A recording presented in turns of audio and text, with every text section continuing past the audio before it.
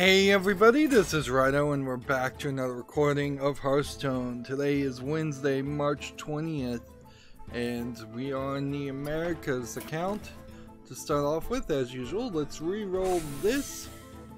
Let's see, so we have Paladin, even cards, and Priest and Warlock that we need to win with. So maybe we could find something to play on this tavern brawl that makes sense.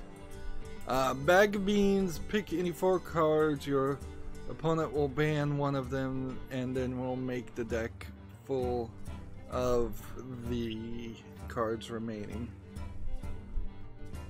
Ooh, this one's a bit of a challenge. Like, for the first time ever, let's go back and what was I gonna play as? Like, almost for the first time ever. Yeah, I would say this is the first time ever since they introduced Tavern Brawls. Like, I have not seen any, like,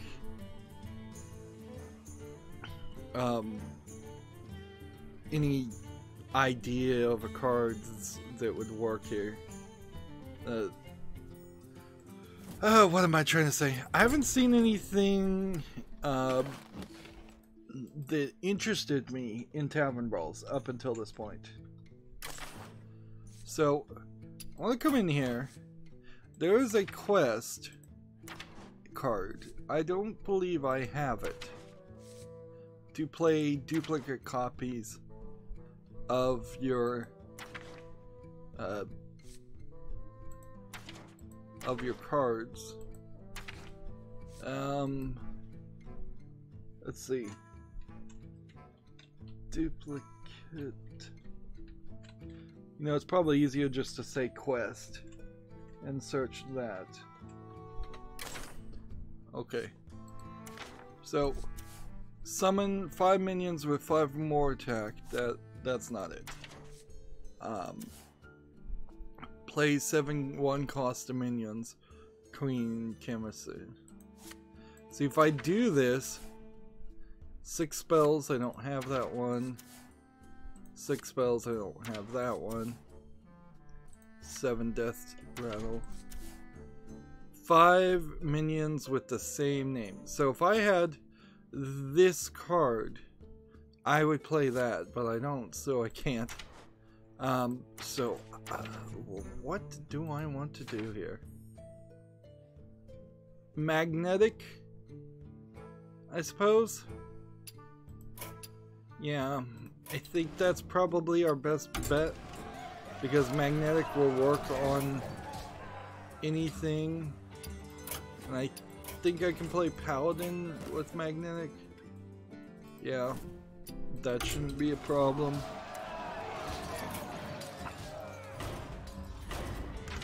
Okay. Let's see. Magnetic. Just type in mag. And a 1/3.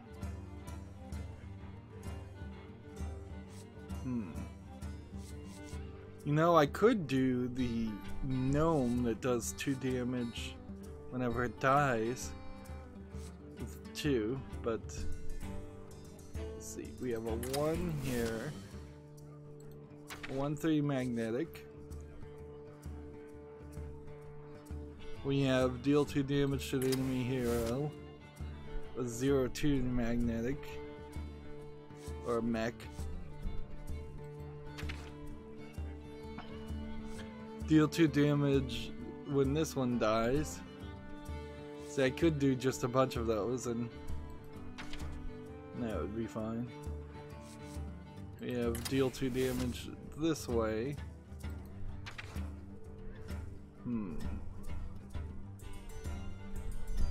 Do we not have something else as a 4th magnetic card that would make sense? There. So there's our 4 choices. Let's see how well that works.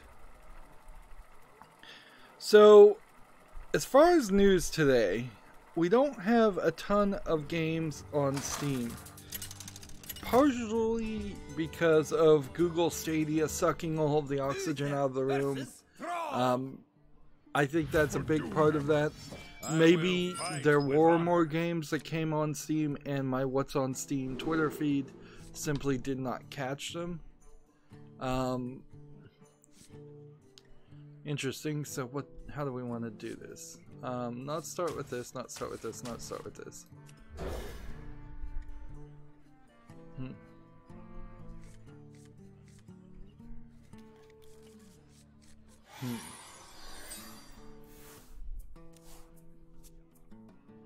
So now he's deciding to ban a card. Don't I get to decide to ban a card too? Wouldn't that be the only way to do this fair? Alright, so he did ban a card. Let's see, choose your opponent's hidden 4th card. Oh, so it's a mystery card.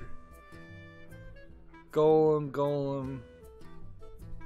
Whenever you overload, gain 1 attack per locked crystal.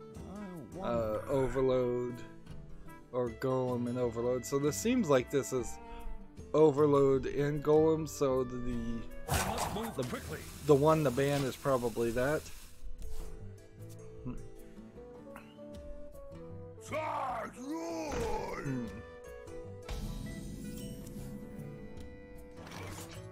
Alright, so then we play this, and this, and this, and do that.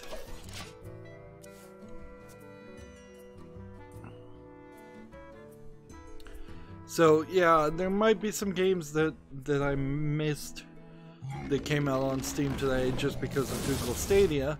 Now, as far as Google Stadia, I think I can probably talk about it pretty easily and abruptly here by just saying that it's, for the most part, hype right now. Until it's just a matter of I'll see it when I see it, when it really exists, and if it's not,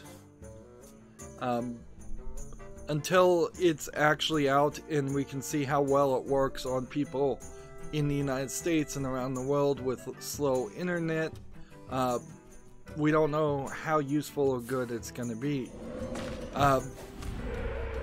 In a weird way, I kind of fast forward through Giant Bomb talking over the announcement of Google Stadia,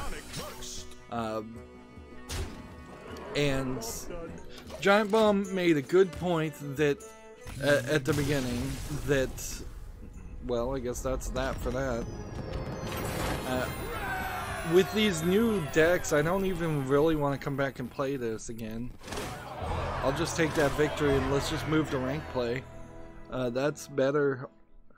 And since it's Wednesday, we'll try to get all 3 of the daily quests done, so we only have 2 daily quests done to do. So Giant Bomb makes a good point. Like, if you went for Google Stadia, you're never gonna own that game. You're probably never gonna be able to mod the game. There's not gonna be any real piracy, and there is this danger in a couple different ways that, you know, Google might get bored with Google Stadia and the streaming gaming service that it is. I guess I should slightly explain what it is. If you haven't heard about it, you must have been living under a rock, basically. But it's the promise, and I can only really emphasize promise, that you would be able to stream basically any game, any AAA highly demanding game, for a through anything as low as a cell phone or the Google Chromecast up to, I wouldn't be surprised if they eventually make some apps that let you stream through a console, and you can stream through Chrome and just play games without really needing any kind of hardware whatsoever, because it's just really streaming video to a video source, which can be done if you have enough internet. Even the controller that they came out for Google Stadia, it connects directly to the Wi-Fi and then back to Google's server, instead of connecting to like a Chromecast and then connecting to the Google servers, which should take out some latency, but it also takes out any opportunity for sync unless they've figured out some way to synchronize that. Anyways, it's possible the input you put on the controller might be a few milliseconds ahead of the images you're actually seeing. I guess we're just gonna stick with Paladin.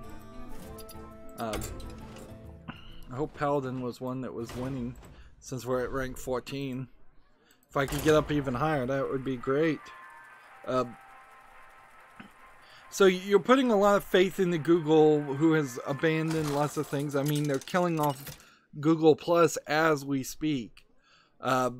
They're planning on integrating YouTube in a couple different ways to Stadia. One way is if you see somebody streaming, you should be able to click a button to play that game in less than 5 seconds, is what they say. I assume this means they did not talk about how you're purchasing or renting any of these games, so I bet it really isn't 5 seconds unless it is a streaming service that you then have to already be a part of before you can play it, or you can launch it in 5 seconds if you've already allowed Google to automatically purchase these games through some credit card setup. So that hurts YouTubers probably in the long run, video game YouTubers, and I think a lot of video game YouTubers probably haven't realized this. Like, if people are clicking on the button to go play the game themselves, they're not watching your videos. So unless, as a YouTuber, I'm getting some kind of reference and kickback and some kind of money from that, I'm losing watch time. The more watch time, if I lose watch time, that means the value of my ad revenue goes down. So this is potentially not a good thing for YouTube streamers. But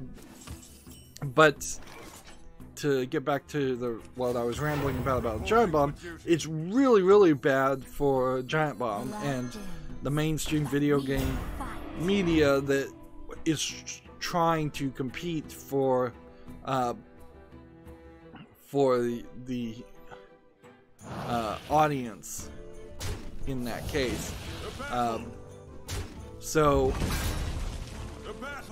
yeah, any mainstream video games reviewer is going to be hurt by basically everything that happens in the video game industry that pushes people away from looking at their articles and their ads and pushes people to watching YouTube or playing games more. In a weird way, mainstream video game reviewers are even hurt by the fact that people actually play video games. Might explain why they hate gamers so much, is because it's literally the competition against their views.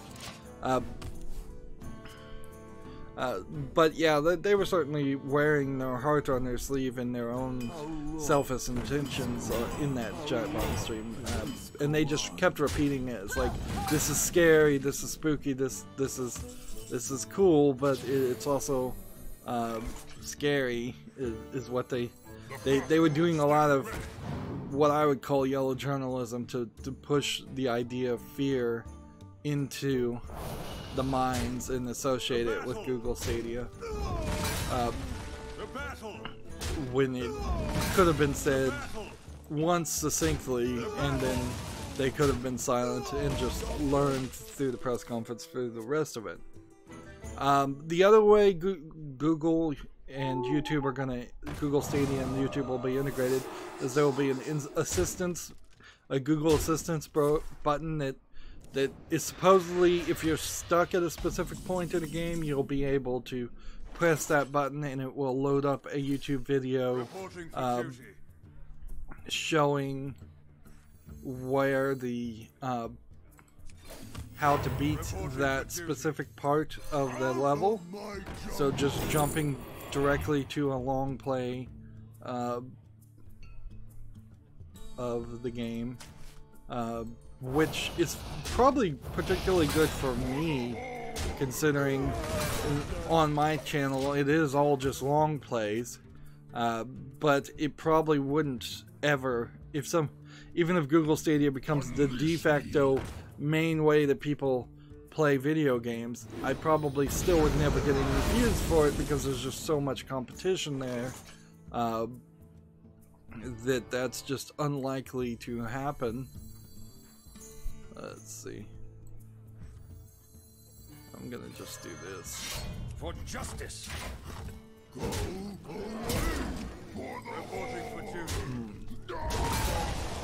So, yeah. So, like, maybe on some rare games I would get recommended, or maybe they're gonna randomize it a little bit, but you know they won't randomize it. You know that they're gonna go for the most popular viewed video that they think matches the request, which might certainly cut out a lot of YouTube video game streamers that have edited themselves down and skipped over sections. It'll certainly cut out people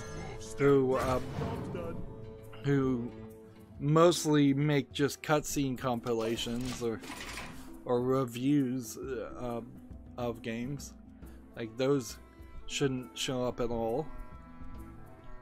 And then there's just a lot of nebulous stuff about Stadia, frankly. It's just nebulous. They gave some indications of what their server equipment is going to be capable of doing, but also that it's going to potentially dynamically scale. So if your game happens to be particularly demanding graphically, then it will just spin up some more servers.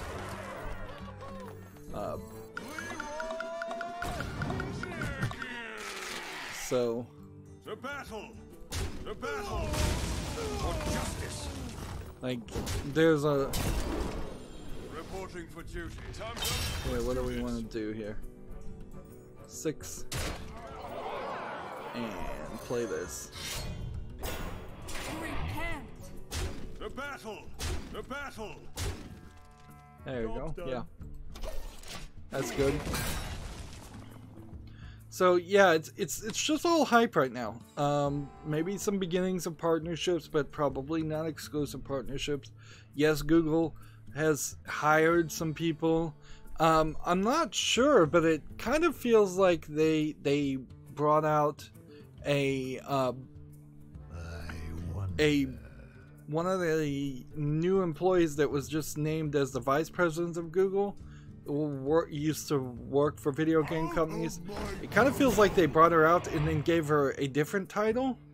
So I'm not sure if that's the same person or if there are two people, and I'm gonna have to check the name, because that would be weird to say she's been hired on as the vice president of Google, and then she's also and oh no, she's not really the vice president of Google. She's actually in charge of this other thing. I will silence their screams. I guess we're just trying to get rid of as much people as possible. Let's just hold on to one thing. And then also like, Giant Bomb was upset that Matt Pat came out on stage and basically said the exact same thing that the CEO of Google had said. He just said it like a YouTuber would say it, with a high energy game theory style voice, which honestly I thought that was probably a great idea, because then you have an instance here where let's just play this. where you hear the same message delivered in a different way, that allows you a lot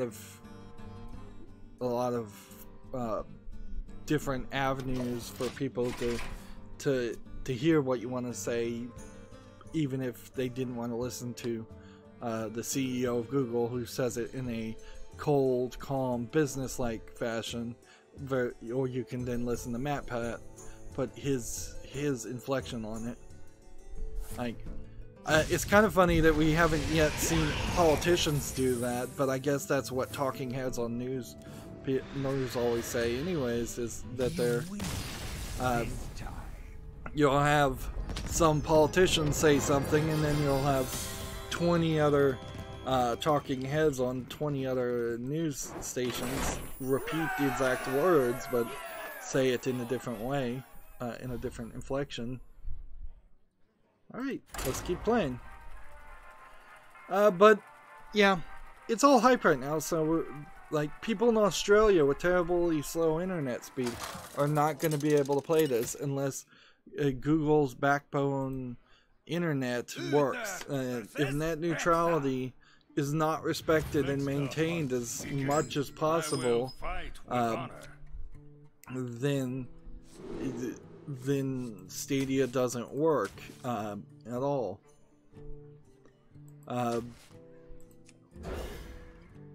A lot of people in the United States outside of the big cities don't have good internet. If it can't work on the latency of some satellite internet service providers, that eliminates a lot of people. 5G cell phone service is allegedly coming. Does that mean for a second that you could really stream that much data on it? Not, at least in the United States, because there's no such thing as really unlimited in the US. It's all unlimited until you use a certain amount, and then it's bottlenecked and slowed down. And that amount is going to be really, really low when in the grander scale of playing video games and streaming video.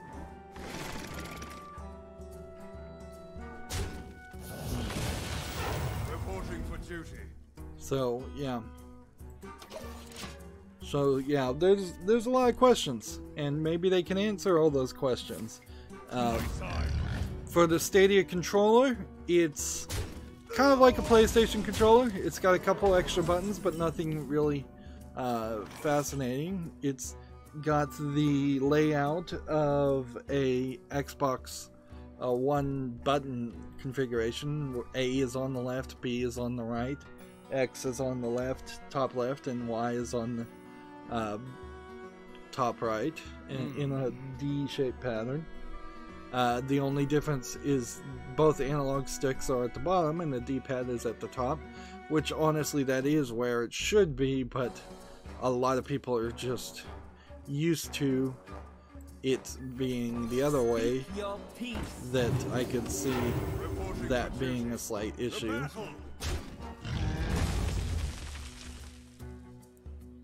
Do I want to throw out another guy? I guess we should. This is probably a good time to do that. And the idea of a Wi-Fi controller is interesting, but it then means that the Wi-Fi controller isn't really going to work on a PC for other uses, which is fine. A lot of what makes a controller good or bad is just going to be weight and feel and all of those elements, just to see how that really breaks down. To battle. And before we do anything else, let's see if this is explosive trap. Yes, it is. Alright, well then we will do this, Reporting for duty. and this. Speak your peace. Job's done.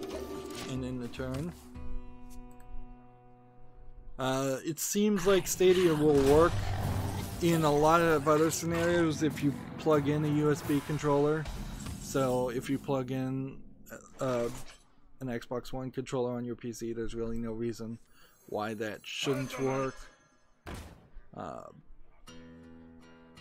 So Reporting yeah, for duty. we'll keep that in mind too.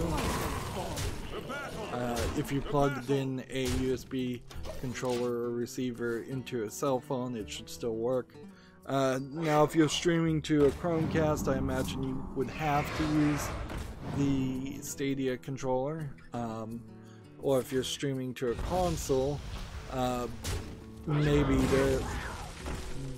maybe it would be smarter or mandatory to use the console's controller at that point, but I wouldn't be surprised if it isn't mandatory. Alright. To battle. And To battle. interesting, alright. So let's hit this and To get rid battle. of this one and go ahead and play this To battle. and then get rid of this one To and battle. then smack these two in the face. That way the only thing this can kill is that, which is not a big deal. Alright. So, WebPeak should be working. I didn't even talk about what I've been doing in the past couple days. I finished QUBE Director's Cut. It's slightly disappointing in the fact that the Director's Cut implies there will be this opportunity for a secondary Reporting for duty. option at the end when there really isn't. Job done. Yeah, it feels like you should be given an easy choice of either going left or right, or walking forward or not walking forward, and you can't do anything throughout the entire game. You're given this idea and this thought that you're going to either trust or doubt one voice, or trust or doubt the other voice, telling you to trust and trust or doubt the other voice. Well, both voices are telling you to doubt the other voice, so it's a pretty obvious missed-like it felt like it should be a missed-like ending where it's like, oh, don't collect the red pages, don't collect the blue pages, and I thought there was a good chance that it would be you actually weren't supposed to listen to either voice, or both voices were just screwing with you the whole time. So now we're at Priest or Warlock, and we've made it one more up. So do I think Priest will win or Warlock will win? Let's try Warlock. I guess we have two chances before we fall down, but this is also a win streak that we're still on, so I'm potentially breaking a win streak here. Gul'dan versus Jaina. All of a sudden, it feels like on my main account I'm actually a good Hearthstone player. Like, this is not typical results at all. This feels really crazy and insane to me that I've got a 7-to-1 win ratio. Like, it almost feels like a regular single player game at this point, where you're just winning all the time. And I'm not gonna say I'm bad at video games in general, but for this game in particular, where they specifically have been trying to get players to have a 50% win ratio at best, I've barely struggled to get that high. Because I guess I've just been playing with bad decks. Let's see. In the light's name. I should have played this first. But whatever. Why do you fall?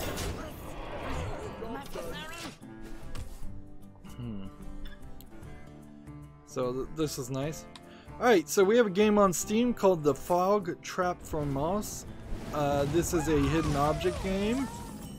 So I'm not really interested in hidden object games.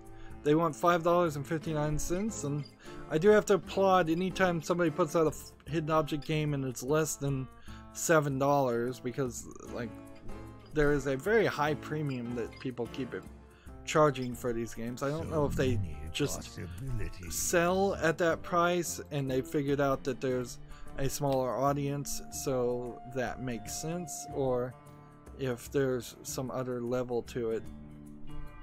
Well, that kind of sucks, but whatever, we'll do this. Like, I could have saved this and used this a lot later, but yeah, I really shouldn't have played that then. Tech Raptor has an article. Of course, that Hidden Object game's not making it to the fall list. Fate Extella Link review faded once more. Let's see what review they have for this Fate game is, because I really don't know myself.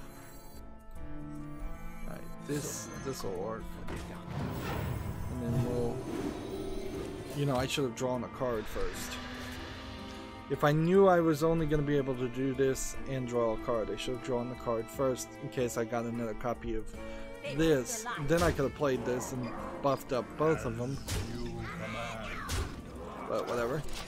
The Fate Extella review that Tech Raptor gave it is 7.0. Very good. While more playable and mechanically sound than the original Fate Extella, Link fails to tell an engaging or memorable story, thus falling short of the standards set off by other spin-offs. I wouldn't be surprised if that's probably right on the nose for the Fate series in general.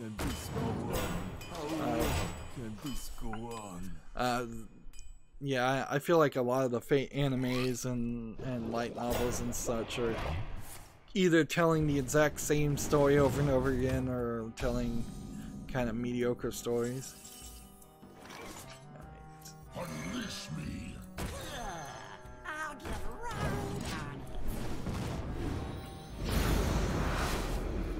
on it. The pros for Fate Extella and Link are much improved battle flow, great character roster, active skills bringing change, top-notch presentation.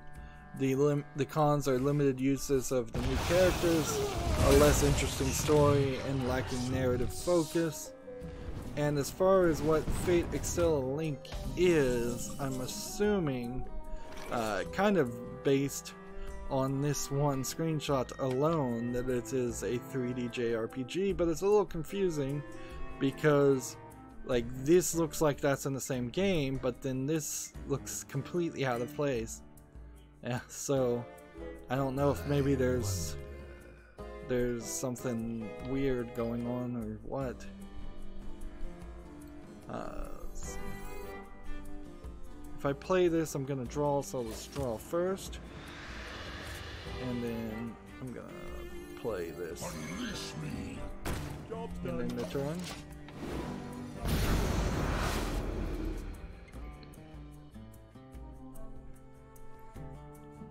Let's see. Next, Gemetsu has an article. Idea Factory Triangle Project. Otome visual novels coming to the Switch this summer in Japan. It seems to me like it is 3 visual novels maybe bundled together, because that does not seem like these are all one game. It says Triosity Eyes, Katakoi Contrast, and Jaku no Lila make up Idea's trio of triangle projects. So it sounds like pretty obvious that they are in the works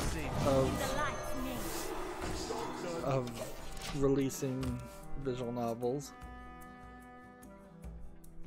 We'll have to see if they come to the West or not. They probably will. Seems like a lot of things are coming to the West on the Switch, and it's nice. It's nice to see more worldwide releases, but there is an amount of work you have to do around that. Alright. I'm about to die. So I need this. Let's play Leroy to save myself. And at a point here, I would have won, but Do not fear power. Fear those who but wield this one's just played. I've been outplayed, or I messed up. I probably messed up in too many places.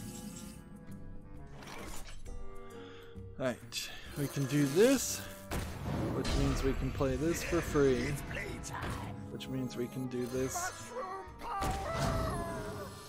and let's see, 6 damage, or I deal 2 damage to myself and I lose. So if I hint in the turn here, there's a bit of a chance, but not much.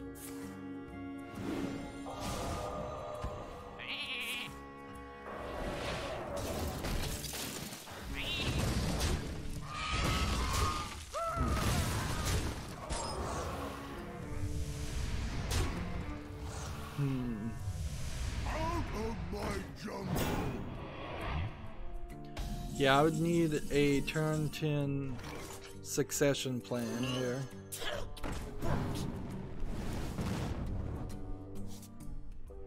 Let's see. I guess I can do this.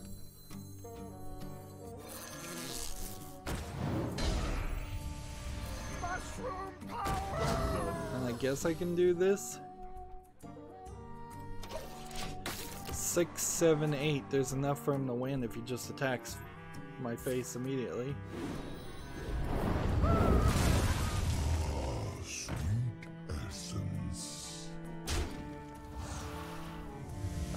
Next we have a game on Steam called Riot Street. This looks like a first-person shooter, and I can't really immediately ignore it because of that. This mini-map looks a little off. But the rest of this looks like it might just be a Counter-Strike Go clone, or maybe made in the same engine. See, there's some weirdness, I guess, in that in general, is that you could make a Counter-Strike clone and be fine with it. Early access multiplayer only, $9.99. Because it's multiplayer only, I don't have to really worry about it though, so I'll leave it at that. And just say, if that looks interesting to you, cool, but for me, since it's multiplayer, I don't play multiplayer games. GameIndustry.biz has an article, Unity partners with Tencent for China cloud gaming services.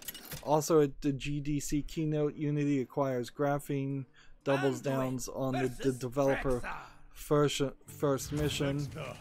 We're not here to make games. So yeah, that's good to know, because that is like a direct attack against Epic, and saying, hey, like, we're not gonna make a Fortnite and just steal your ideas. But it isn't. I thought Fortnite was actually made in Unity, but maybe not. Like, there's a little confusion there about, I guess Unity is not owned by Epic. I should know these things and I don't, and that's a problem.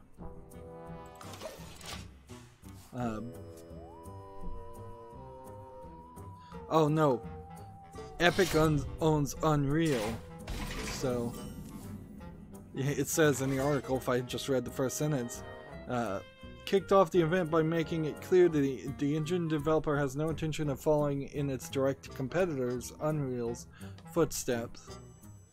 Yeah, I'm sure in the background that irritates quite a lot of people who made games in Unreal, to have to have potential sales hurt by the fact that so many people are playing Fortnite right now, or the fact that Fortnite just really stole PUBG's concept, battle royales, the way it did battle royale. Well.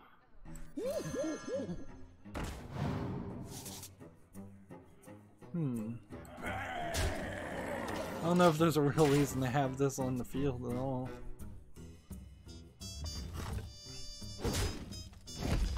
He's kind of just wasting his time.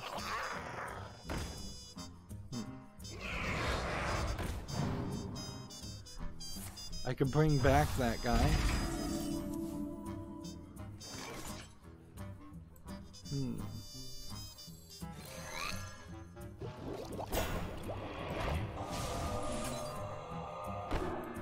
I'm gonna hold on to the silence. And I'm gonna just banana up this guy and go this way. And yeah, I'm just gonna end the turn here. So, this is kind of an article that doesn't really mean too much. Unity partnering with Tencent just puts them in the same basket as every other video game company that's partnering with Tencent to accomplish anything in China. Like, the Chinese government mandates that you partner with a Chinese company so that they can steal your corporate secrets. So I don't, like, it's not fair, it's not honest business in any way, but that's what happens, and there's kind of nothing you can do about it. I wanted to silence this guy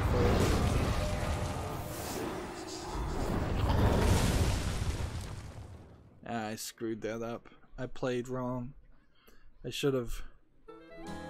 Yeah, I totally screwed that up. I could have done that a lot better. I wish I could just redo that hand. Moving on, Kimetsu has an article. Daedalus, The Awakening of Golden Jazz is coming to Asia in English on May 23rd. Here's what it looks like. Switching PS4 images. I think there may have been an article after this that gives a release date for worldwide, because it is coming out on PC too.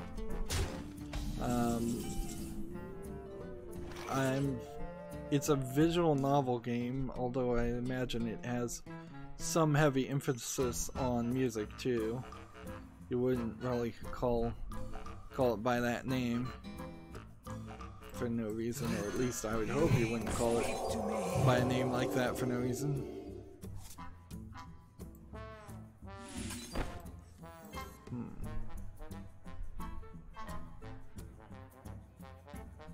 Choose a minion, add a copy of it to your hand. Yeah, I would probably want a bigger card to make a copy of than just the archive of, what is this? Acolyte of Pain.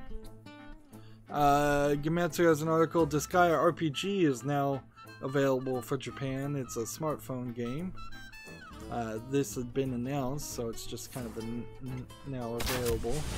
We can show off the image of the Disgaea characters.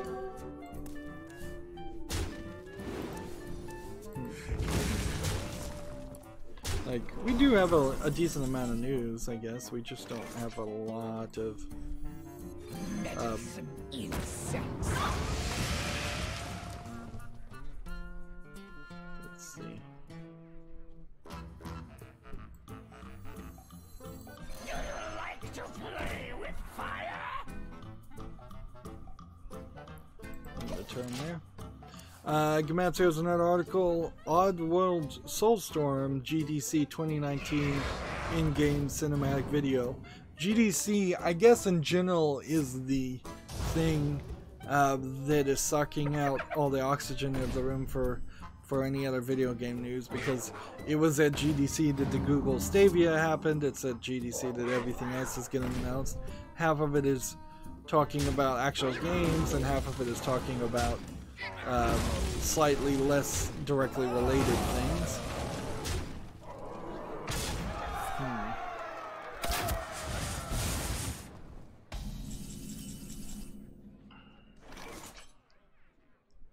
Let's see.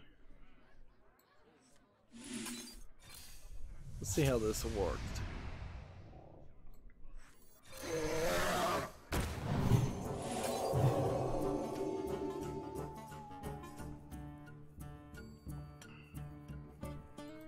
Yeah, I've lost. So here's Oddworld Soulstorm. I tried to play all of the Oddworld games, and frankly, not a single one of them stands up to the test of time. So there's this teaser I'll watch, but seems like there's several videos they put out, but a lot of these are just comparisons and things at GDC that are more technical presentations than anything else. Okay. See, now we're in trouble. Either I have to believe that I can win with a Warlock in the next game, or I come back and play as Paladin just to bring myself back up. We've already lost the win streak. So I think I have to come back and play as Paladin. And trying to maintain a ranked play is going to be a nightmare. Daily quests are going to have to be done in casual mode, basically, and I need to probably only play ranked when I'm playing as Paladin, which is probably in the top 3 meta decks to play right now. It would be my guess. Yeah. So I'm gonna watch this train teaser, is what it's called. Yeah, the first Oddworld controls awkwardly and doesn't really play. The second Oddworld controls awkwardly and doesn't really play well. The third Oddworld, I think, might play pretty well, but still controls awkwardly. And see, by the time you're at the third game in the series, and if the first 2 or 3 of them are not really playable, it's really hard to get into that series. There needs to be a entire reboot of the series, and I don't think that they're really going to do that, or do it right. I will say this teaser is a 3D cinematic teaser, and it's not really showing me any gameplay, so I have no idea what the gameplay really is going to be. The light dims, but we fight. The light protects me. Repent! I see 2 of the Oddworld creatures on a train throwing a bunch of liquid vials into the train to make it go faster because they're under attack.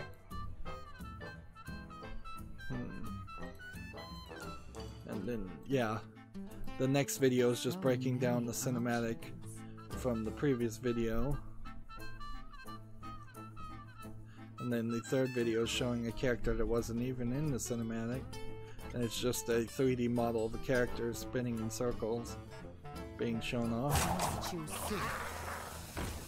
So I would need a lot more than just a teaser trailer or a teaser video. It's not even really a trailer. I guess it depends on what a trailer means in your mind. But I would need more content than that to even have the beginnings of an idea of what this new Oddworld game is going to be. So that's kind of a hype article. I think we're going to run into a lot of hype articles today, unfortunately, that I failed to filter out.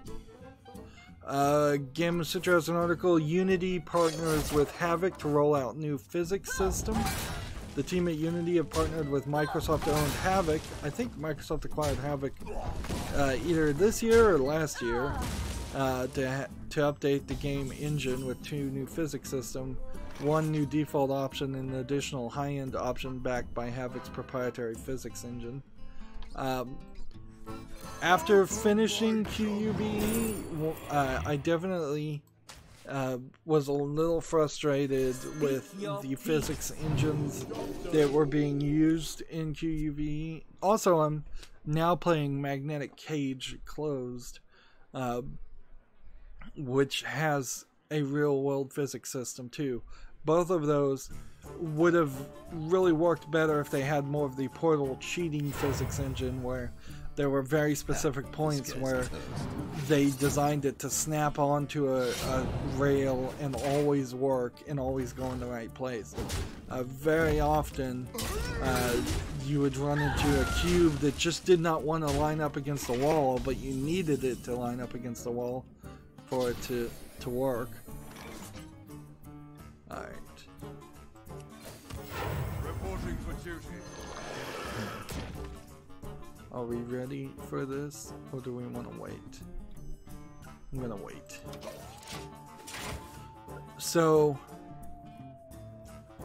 I would say Unity probably has never had a great physics system, since it kind of is more in line with a cell phone style game, and there's a level of physics there that doesn't really need to be emulated, because the processor on a cell phone would just not be able to copy that anyways. So this is probably a very good thing for them. It also very possibly might mean that we end up with a lot more physics-based, low-asset, low-effort games on Steam, trying to figure out the new physics system, but that was always going to happen, so it's not really something to be worried about. Most of the times you do want high-end physics as much as possible, unless you're talking a 3D puzzle game where you need a square cube to fall down a square hole. Then you kind of want it on tracks, on invisible rails. Let's see.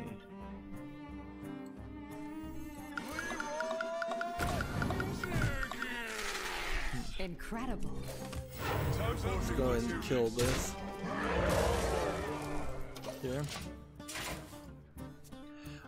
This article continues. The physics revamp is part of an ongoing effort to transition Unity's game engine to a data-oriented technology stack, which, to vastly oversimplify, aims to make the engine more efficient by cutting down how often it has to pull data from the memory. Which, okay. An improvement in Unity would be good. Unity is not bad by any means, but it also has that stink of, oh, if you want to make a good hyper-realistic AAA game, particularly if it's a first-person shooter where there's a lot of jumping and running around very jagged, broken levels, you would do that in Unreal instead. You really wouldn't do that in Unity. Unity is more known for cutesy, simplistic 2Ds, 2.5D games, platforming games like that. But I think you probably, if you put your mind to it, you could make a hyper-realistic 3D first-person shooter in Unity. It might just not be worth the effort. Put your faith in the light. If I fail here, I suppose it doesn't matter at that point, so I'll just go back to actually trying to win with the Warlock. Maybe I was just getting lucky. Maybe now the luck has run out. Gamatsu has a System Shock 3 GDC teaser trailer. Here we can web peek this. Is Shodan the evil computer AI of System Shock 3, as I understand it. And there's a teaser out there that I'll watch, but I don't want to get content ID'd, so I won't show it on the screen. So the weirdness here is System Shock 3 probably is in good position to be a good game. But it's in a weird position to be sold because they're having bits of trouble here and there I recall doing the System Shock remake. By the way, System Shock 3 is made in Unity, and it does look like it is going to be a first-person shooter, AAA, hyper-realistic first-person shooter. So, Your soul shall be mine. so knowing that, I'm in a very weird position. I own System Shock 1 and 2, I'm pretty sure, but they are the original versions of the game. And I don't know if I really want to play the original versions. I would much prefer to play the remasters because it's so old. I'm not even sure I really want to play the game at all, but it is so relevant. It has such a big niche following that it would be very difficult to say, no, I'm not going to play any of the System Shock games, particularly when System Shock 3 actually comes out. But that is also, as a YouTuber, a weird choice, because if I just day one have pre-ordered and bought System Shock 3 and try and live stream it as fast as possible, I'll get views, sure, but it won't be that much, because every other bigger YouTuber out there will also be doing that. That's at least the attitude I've believed in for my channel. That's why my channel has so many older games and weirder games on it. I'd rather buy an older game cheaper and cover it out of just because I've never played the game than hope that I can win. And there have been times, like I played the Talos Principle when it came out, basically day one. I paid and played for The Witcher 3, and that was also a thing, certainly, that didn't get as many views as I would have liked. So I was putting out Witcher 3 videos as fast as I could humanly possibly do it, and I still was not really getting any views, just because there are too many other people also playing The Witcher 3.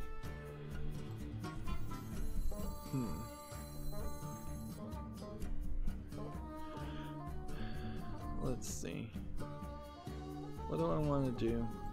If I do this, they're gonna just kill this. And that's probably not what I want to have happen. But it'll buy me some more time, I suppose. Reporting for duty. So yeah. Unfortunately, there kind of is just no way to get ahead on YouTube. There really just isn't. As you command. Yeah, it's just end the turn.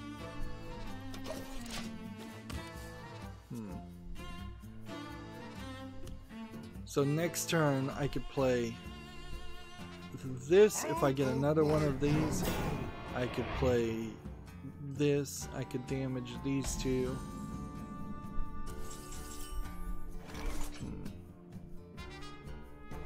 Or I can do this. Let's try it. Heal, heal, taunt. So I have to do this. And then so heal. And then heal.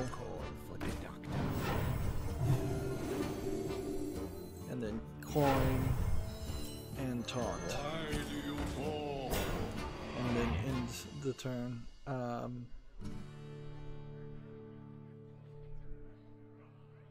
Yeah.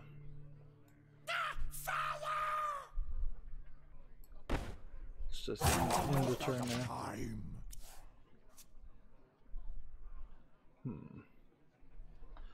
Next, Gematsu has an article, Adventure RPG March and Forest Mian, and the Forest Girl is coming to the PS4 and Switch.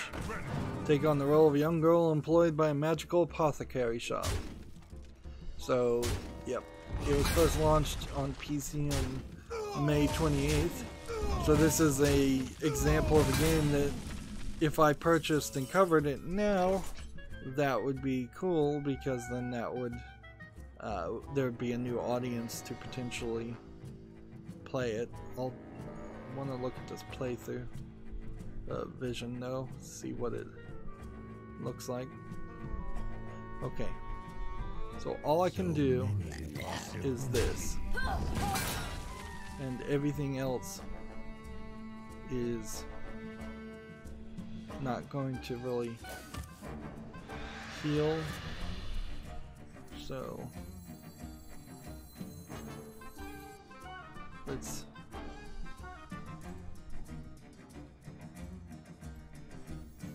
do this, I guess.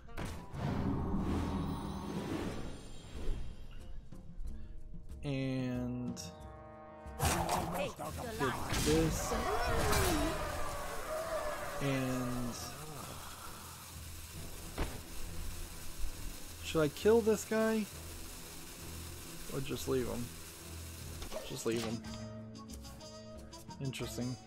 I'm trying to figure out all of this. Oh, yeah, that was a mistake. That was a mistake. Yep. That was a mistake. Arena's full.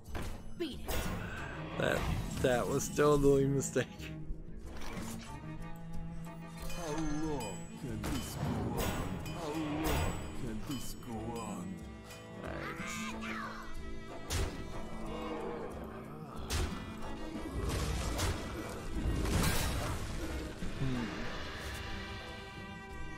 Let's see.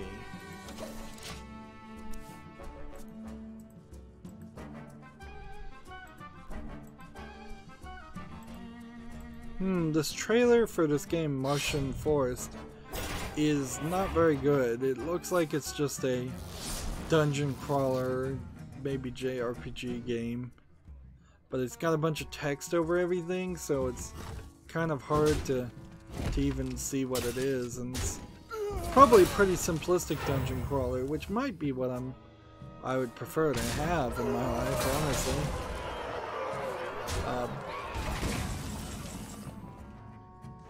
Okay. This one, we need a taunt. Let's do this. And then we can do this for free. We can kill that.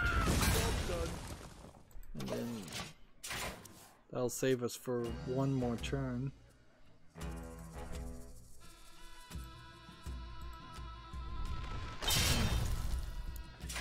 Let's see, Gambit Sutra has an article, the former EA and THQ exec Danny Bilson to helm the USC Games program. Didn't we already talk about this? Yeah, we did.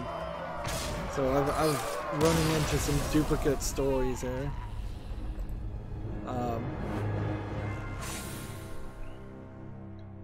So yeah, that's... Alright, so we're falling further behind, and for the first time probably ever, I guess I need to protect my level.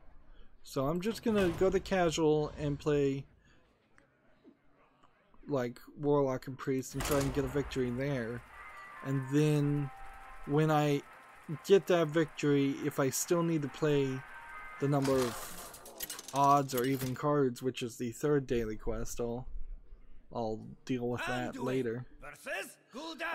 This is more for Twitch streamers than anything else, but they have a new feature called Disconnect Protection, where you can play a video or show a picture or something instead, which sounds like it should just be something by default.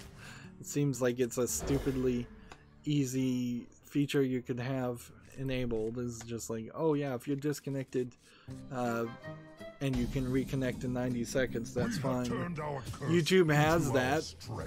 That being said, when I disconnected last stream, because of the way I have my software set up, it had to then translate and remux, not really re-encode, but just slightly change the formatting of the video that it records in by default into the format that I want it to be in. So it took a couple of minutes to convert the hour-and-a-half plus long video before I could relaunch the application, and so it took too long, and it made a second stream, which wasn't a problem at all, because that first stream had like 2 views and the second stream had like 9. So we're in the single digits either way, and that sucks, but also that's just kind of the way it goes on YouTube these days.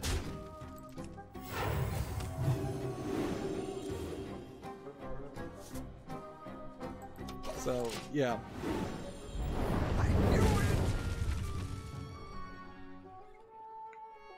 that might also be an indication that when people chat, your next live stream is recommended to people, not the current one,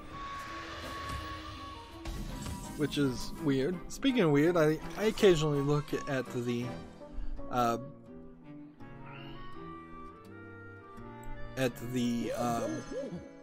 trending videos, and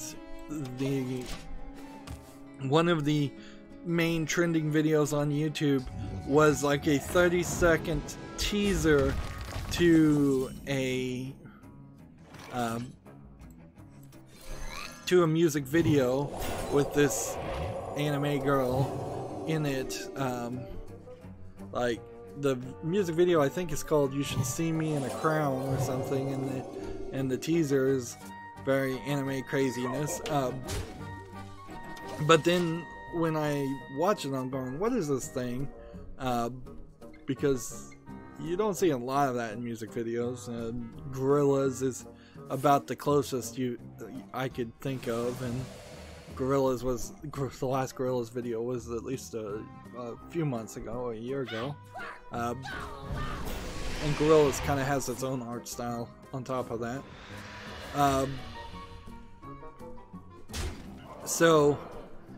So you see this 30-second video, and then that 30-second video then links you to Apple iTunes, and it's like, oh, you can only actually see this if you're on iTunes, and I don't have an iTunes account.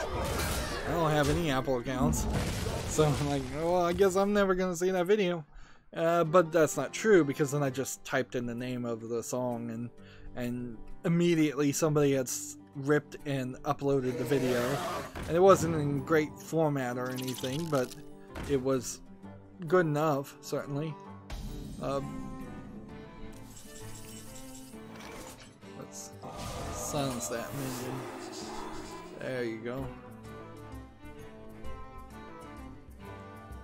Deal 1 damage to all other characters? Sure.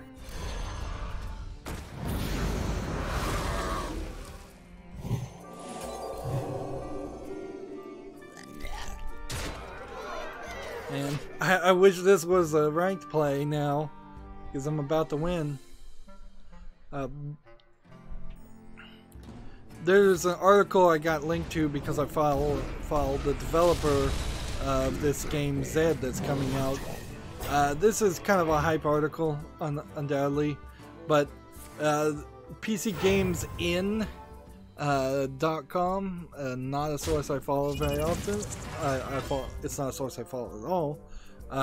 Has an article making it in Unreal, how VR changed the pace of Zed. Zed being the new game.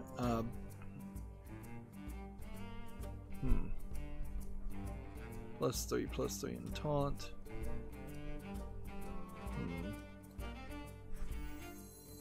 Do you like to play with fire? Let's see. Double health. And let's see. Bring you back.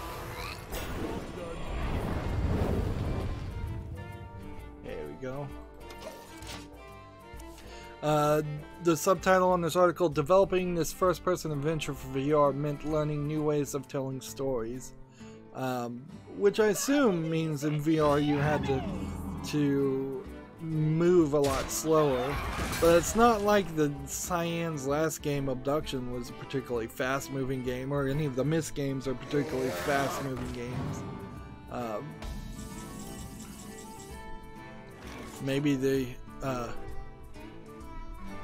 Maybe they're trying to make an argument that they had to actually speed up their development. Let's see. Heal. Choose a character and make a copy. Do you like to play with fire? Let's see.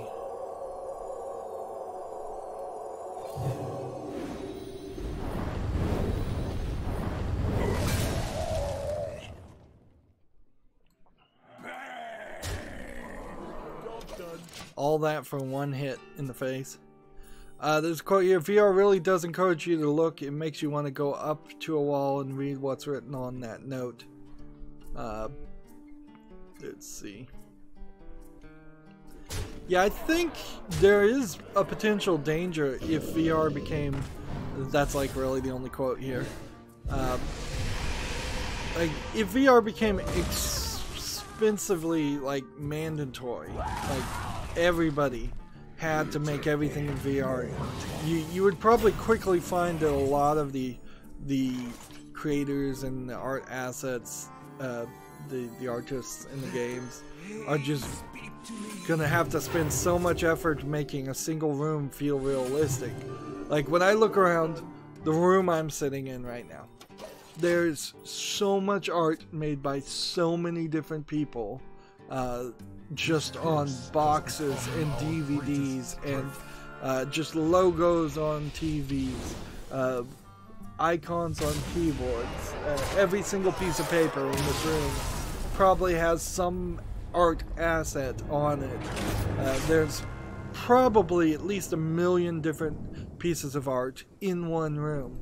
That's not really feasible in video games, and video games have always been light on texture.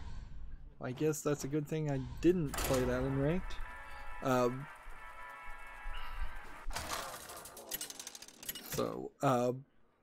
Felt like I was close to winning there.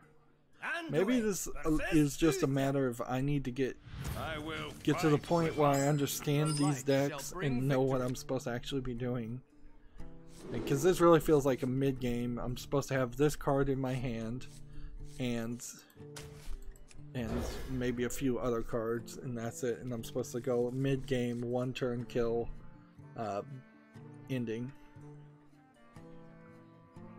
So yeah, we could in an alternate universe, if VR had become super successful to the point where it was just demanded to be in every single game, regardless of what kind of game it is, we could have seen a lot of increase in production costs, or games that are just escape rooms where there's one room where everything is designed in.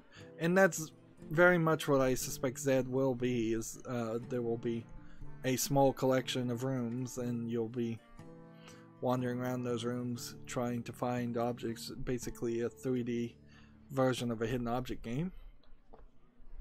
Moving on, we have a game on Steam here called Divinia, which looks weird. It seems like it has kind of a disconnected art style. You've got this character and then this character seem to pop up and talk to each other, but then the actual game seems to just be a pretty generic looking 2.5D platformer, and it doesn't look particularly good.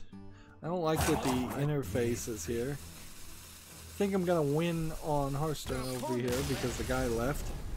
Yep.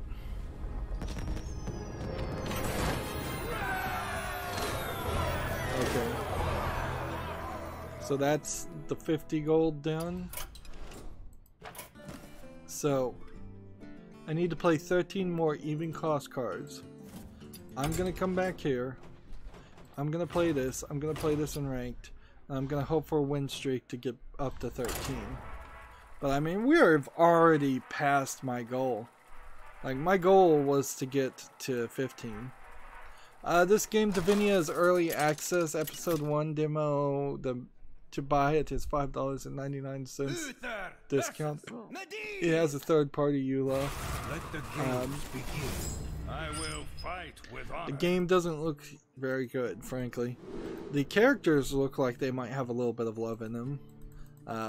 But if you've got a couple of characters in your head and that you would like to put in a game, but you can't make a game, you're really not doing any favor for yourself or your characters. You'd be better off making a comic book. In this instance in particular, it feels very much like that. Like a comic book would have been the right move.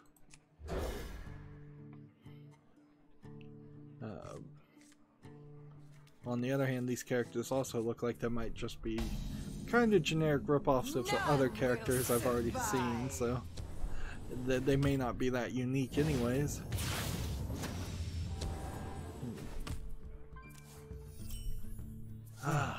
I need to have both of these in my hand Well met. first. Next we have a game on Steam called Ping Pong Trickshot Evolution. I suspect this is a low effort physics game, probably Chinese. Yeah, there's really nothing here that looks interesting. $4.99. And doesn't actually look like it supports Chinese as a language, as its primary languages anyway, so I guess maybe it's just a low effort Western physics game. Let's do this. Reporting for duty. What does this card do? Let's just double check. Whenever a secret is played, gain +1/+1. Let's kill this quickly, yeah.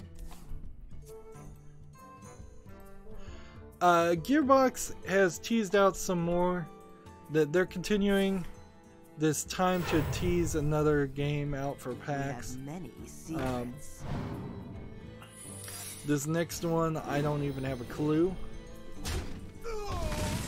So, reporting for duty. I'm rather confused about it.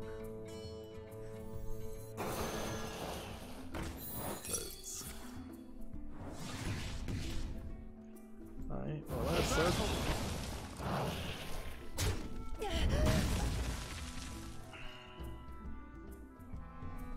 Should I do this now? Or should I do this later? No, I should just hit the face. So yeah, Gearbox put out this picture. I don't know what this is at all. I don't recognize it. But what I think they're doing, they also put out this picture, and this is the picture. This is some kind of card game based on Borderlands that I don't know what that is either. Also, Gearbox Official just now got 1 million subscribers on Twitter, which is incredibly slow. Which means probably something there. There's probably something to take from that it took them so incredibly long to get to just 1 million subs. To battle. Speak your peace. To battle. To battle. There we go. Job's done. What I think Gearbox is doing is they are teasing games that they aren't going to announce at PAX. They're teasing games that will be playable at PAX. And they're doing a bait and switch trick here. Randy Pitchford being a magician, this sounds like he's thought of a cutesy magician way of doing this. That's incredible. to pretend like they're going to have a ridiculously large amount of cards or new games on a new platform. Like, it's totally possible that all of these games are coming to Google Stadia, and you could have done, now that we know what Google Stadia is, that still lines up fine. But it is also very possible that they are just going to bring all of these games in their current form to be playable at PAX, and that's all it ever really meant. Reporting for duty. To battle. Let's see. I think we're probably fine.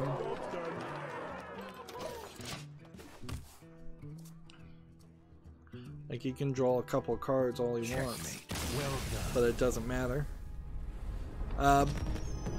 Yeah, I can't even think that it really is anything. I have such little faith in Randy Pitchford as the CEO of Gearbox, and thus Gearbox in general. I think they have overhyped something that is probably in no way what it seems like it's going to be.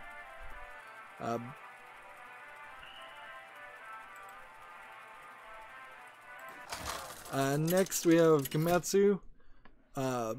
We have an article here. Sega ages Virtua Racing launches this spring in Japan, adds online and 8-player split-screen multiplayer.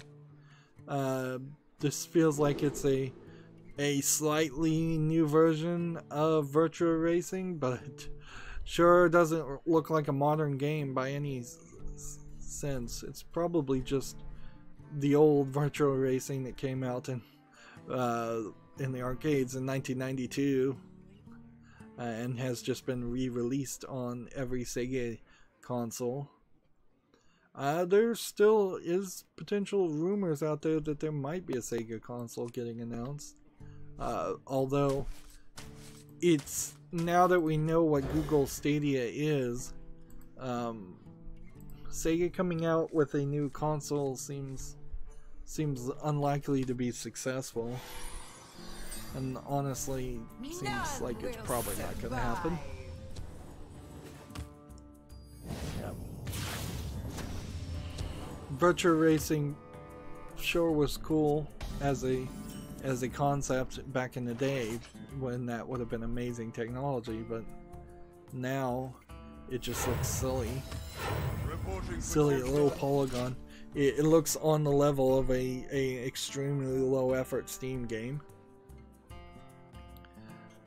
Moving on, we have a game on Steam called Dust on Wheels, which looks like it's a desert derby game.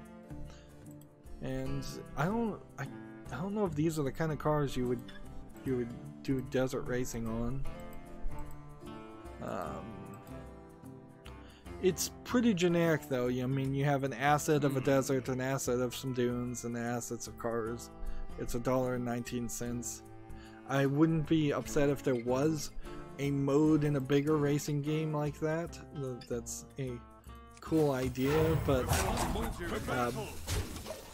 as a standalone product, it's just not offering enough to be interesting.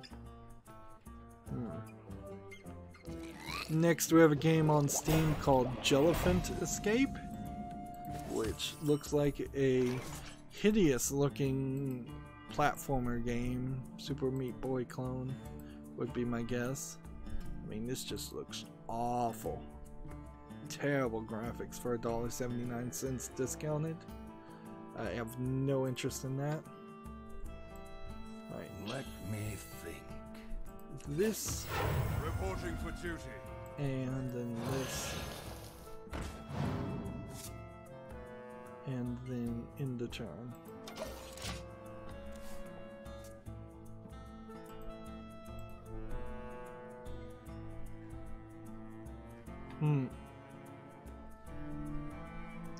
This next story kind of affects me personally a little bit. Gematsu has an article, Castle Crashers Remastered, coming to the PS4 and Switch this summer. I relatively recently just purchased Castle Crashers and was going to show it off. Now the question is, will this remastered version be a free upgrade on PC? Or will it not come to PC? Or what is... or maybe it's already on PC and that's fine. Castle Crashers, I believe, originally came out on... Let's see. Let me think. On Xbox 360 Arcade as one of the summer things. I must move quickly. Let's see. Yeah, I'm not sure that there's a remastered version here. Handle it! The battle! The battle! The battle! The battle! Taking too long here. I have to remember I'm trying to win. So, yeah. Let's see. It came to PC and Mac September 2002, and Xbox One as Castle Crashers Remastered in 2015. So it's been 4 years. If there was going to be a remaster on PC, it doesn't seem like that's likely to happen anytime soon. Let's do this.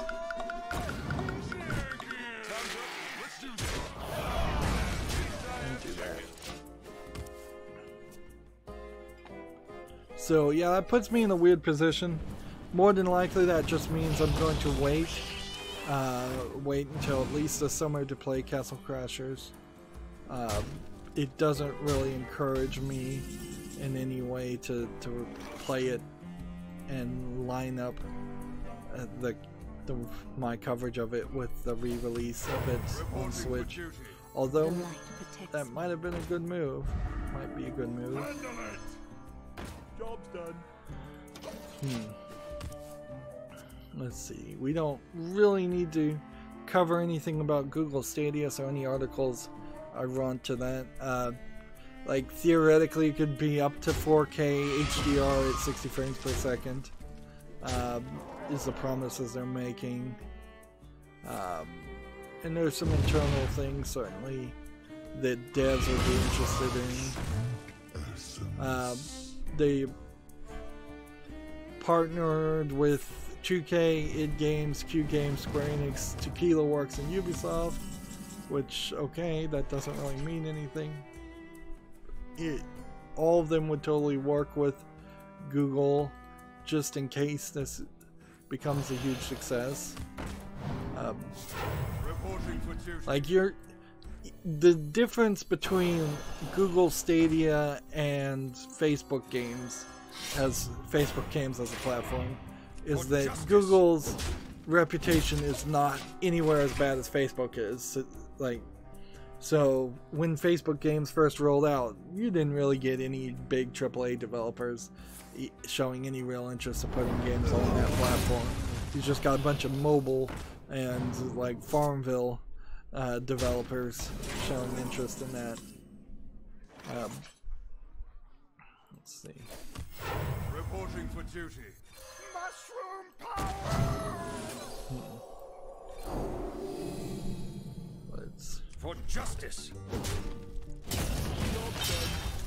in the turn. Crowd play and state sharing is also another thing Stadia promised.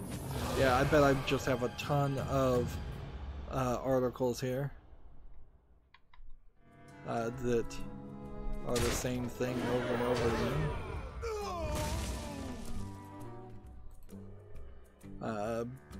Doom Eternal is coming to Stadia, but it's certainly not an exclusive. That would be a problem. People would be really, really pissed if Google Eternal could only be played on Stadia. Mushroom power! The battle. We gotta kill this guy.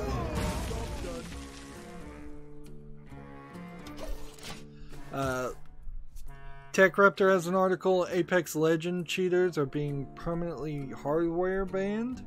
So Apex Legends has something in its software that is identifying your specific hardware and banning it based on that.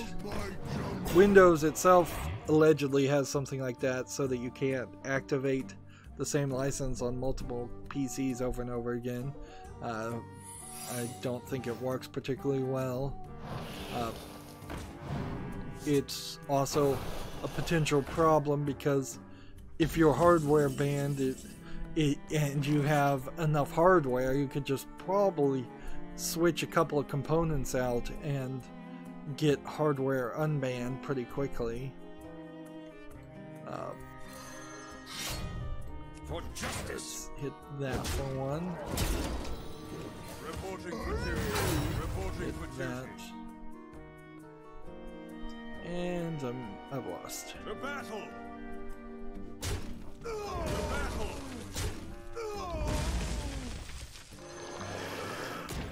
Speak your peace. Job's done. So maybe I can only make it up to rank 14. Maybe that's where my level is. But if my level really is rank 14, that's not a problem.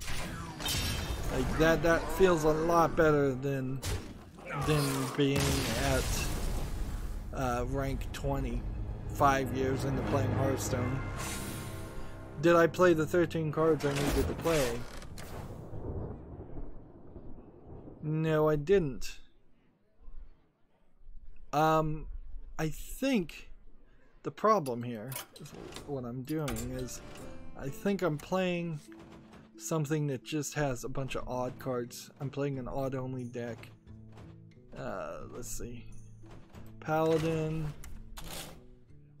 Yeah, it's all odd cards. No wonder I'm not doing anything. We need even cards. There's a bunch of even cards under Warrior, but it's not an even deck. There's a bunch of even cards under Shaman, but it's not an even deck. They might as well have named these. It would have been helpful. So I'm just gonna change this name to Odd Paladin. Since we've identified what this deck is now.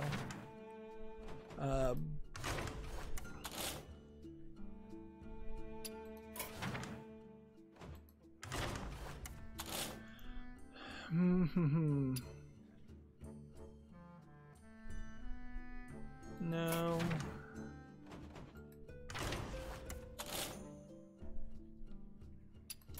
No, none of the others are here. Did I type the right word? Yeah, odds. Only odds. We're looking for evens. Alright, so I can play anything else, but it's not gonna work. It's not gonna be an even deck. So let's just try Hunter. I don't think I've played any Hunter at all. And once we get these daily quests done, I'll wrap up this recording, I think.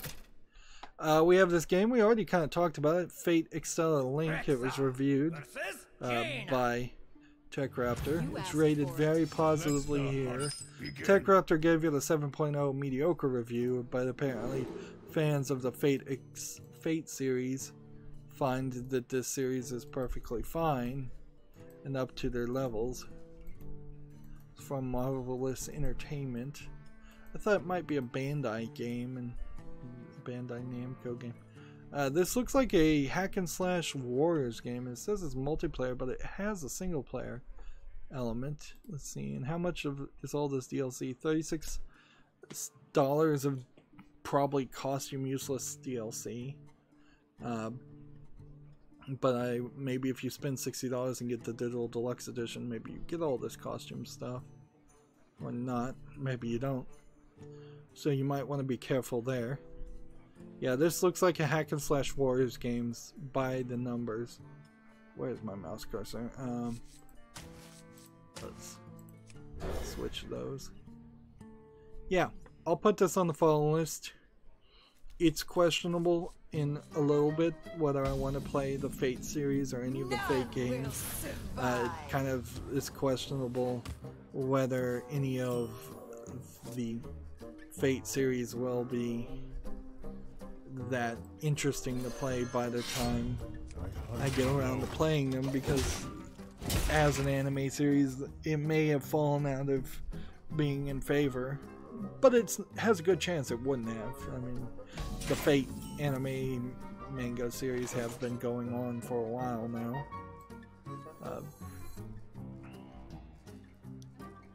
Let's see.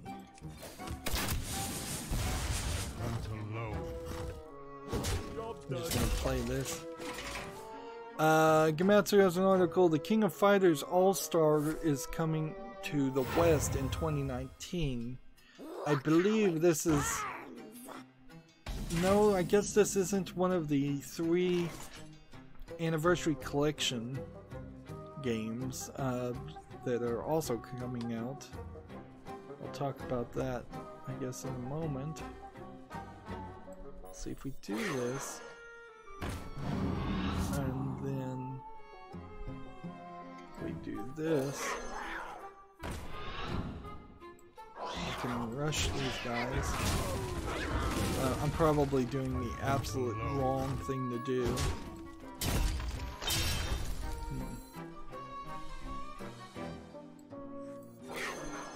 Like, almost certainly I should have played tracking there and gone for the... Well, I don't even see him. Scavenging Hyena? Yeah, I should have had the Scavenging Hyena on the field before I did any of that, because I could have really buffed up a Scavenging Hyena on that. Here's the screenshot of King of Fighters. I don't know in what position I would put King of Fighters as far as fighting games,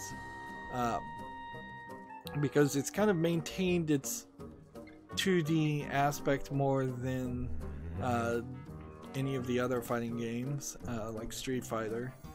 But I suspect I should probably put it somewhere in the level of let's see, like somewhere below Street Fighter, possibly below like some of the other fighting games. Should I put like King of Fighters above Blaze Blue? Probably. Yeah, I think I'd probably put it below all the 3D fighting games and above Blaze Blue, because it has more relevancy and more of a history than any of the other games. Yeah, so I screwed myself up so badly.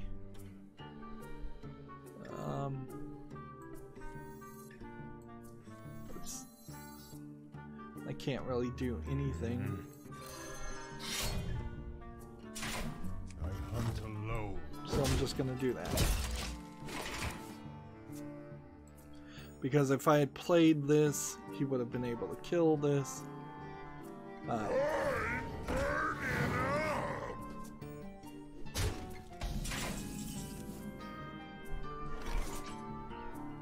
So I need this, then this, then this, so I can kill this, so I can power that up, and I'll kill that. So now this should be protected, but probably isn't when the guy has 8 cards on the field. GameIndustry.biz has an article. Doodle Jump Space Chase dev closure was the third wave of layoffs since November.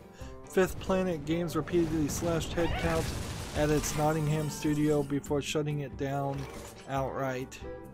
So, yeah. That's kind of not even surprising. The idea that Doodle Jump would be a highly successful game publisher is kind of ridiculous.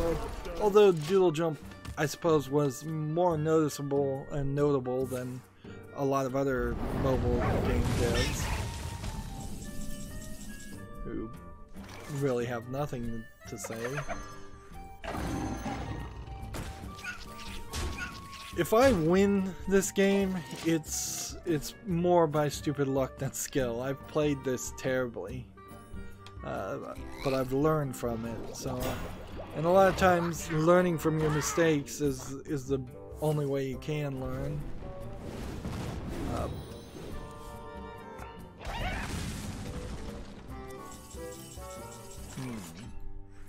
To my side.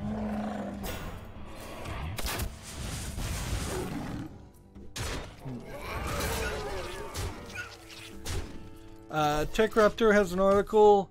Guinness certifies Texas man has the world's largest video game collection. Let's see. In total, this guy owns 20,193 video games. That's a total number. That's a little under 1/5 of the total number of games that are currently on Steam. But none of the games he owns that were counted are actually Steam games. They are physical games. And 1/5 of the total number of games on Steam kind of doesn't mean anything, because that Steam lets all kinds of garbage. There's unfortunately no real pictures here on this video, on this article, so yeah, there's nothing really nice to see here.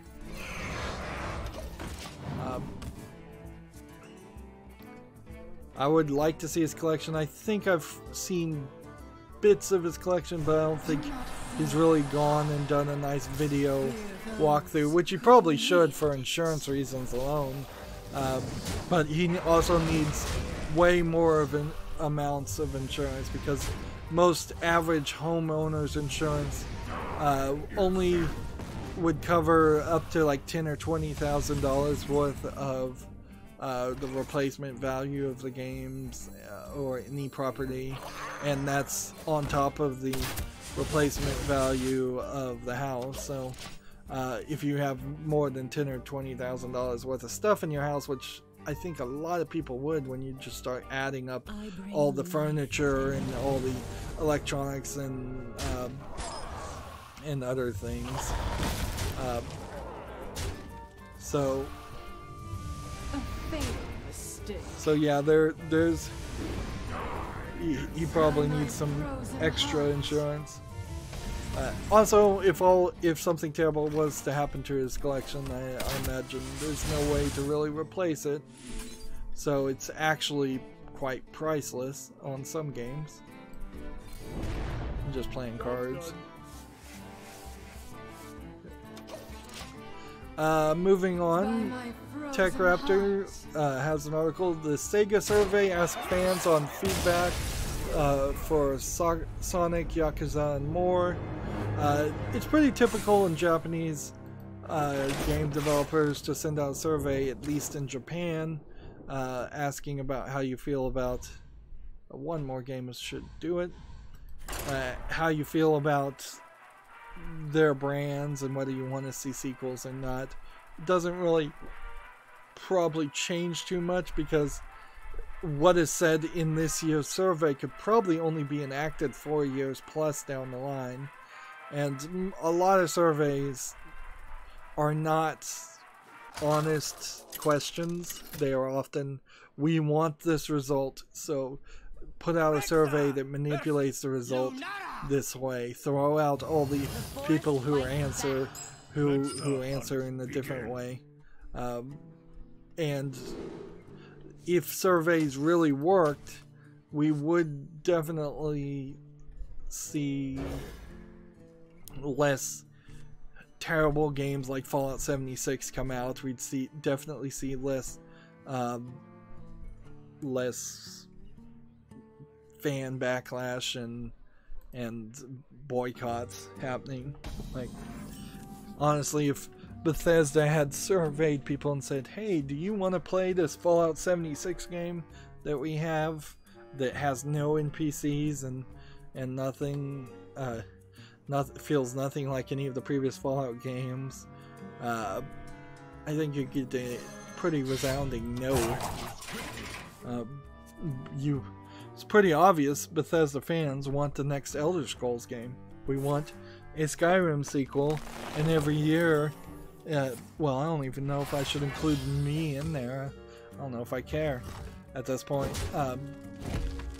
But Bethesda fans, if there are any left, want the next Skyrim game.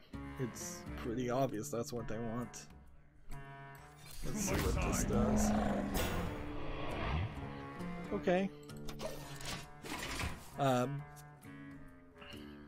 So, and every year that they don't come out with the next Elder Scrolls game and focus instead on Elder Scrolls Online is another year that the next Skyrim game has to be that much better, and it's just putting it deeper and deeper into development hell because it has to look very, very good for whatever year it comes out, which means the longer you continue to develop it, the more you have to redo the graphics over and over again.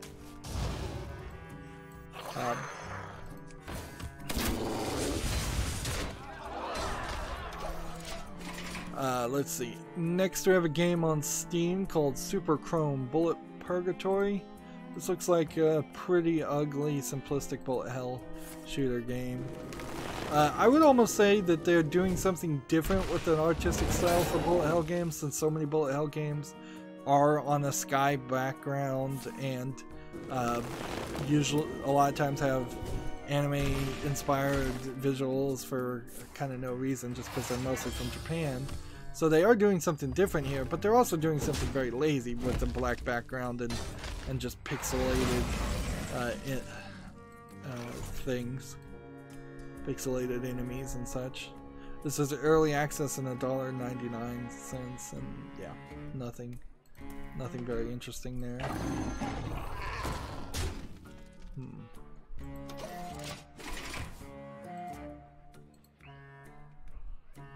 GameIndustry.biz has an article. NVIDIA moves toward global rollout of the GeForce Now cloud platform.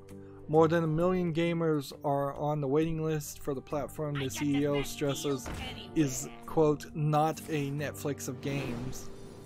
I don't know what GeForce Now is, though.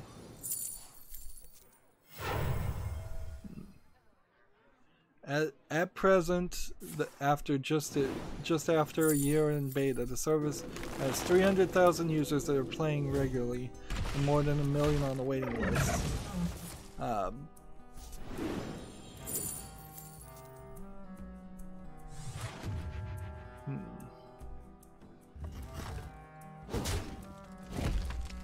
It's an open platform that allows users to play games they own. They say developers will keep all of their economics. So it means, I guess, if you buy a game on PC and you are in the GeForce Now program, at that point you can stream, but that's kind of it. That's kind of all that means. Right, so if I do this one and adapt it, I go with Wind Fury and do 2 damage, or I can have it be 1/1 plants. Just do 1/1 plants. And this. And this. Hit this. Hit this. And we'll hit that. And then return. So it really feels like the GeForce Now program, which I haven't even heard of, is just a backend. This is something to help people stream the games they already own, or it's kind of maybe like the Games Pass idea.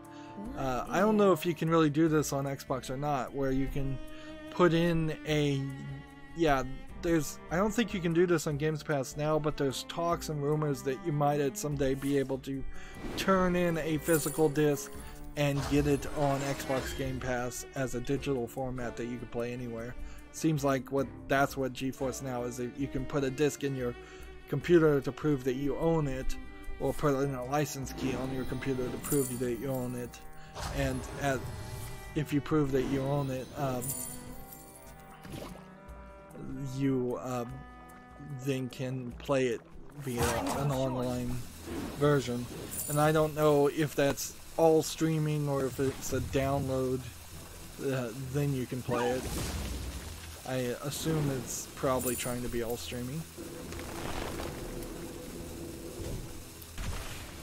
GameIndustry.biz has another article. UK games retail prices continue to rise as the supermarket power wanes. Remarkably, the number of video game stores increased last year. So supermarkets such as Tesco and Asda accounted for less than 20% of UK physical games market last year. But the price of games are going up, probably because of Brexit. The obvious answer to any financial problems is Brexit. Like, Brexit is the answer to every question. Alright, so this is how you play this. You do this, and then you do this, and then you do that, and then you do this, and that, and that. And there we're at 14-8, so unless he figures out a way to destroy me with his 9 cards, which he probably can, I'm pumped and ready to go. 19.6% of boxed games sold in 2018 came via grocery stores, a drop of 1.4% compared to 2017. Online stores were the biggest player.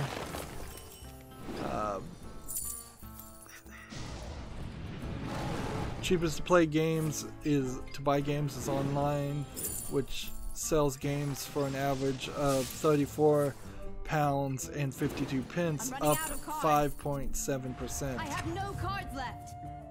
He's probably got Mecha Thing if he's doing this.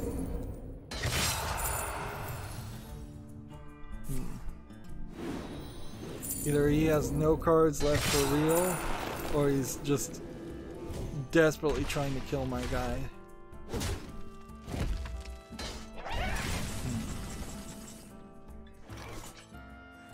To my side.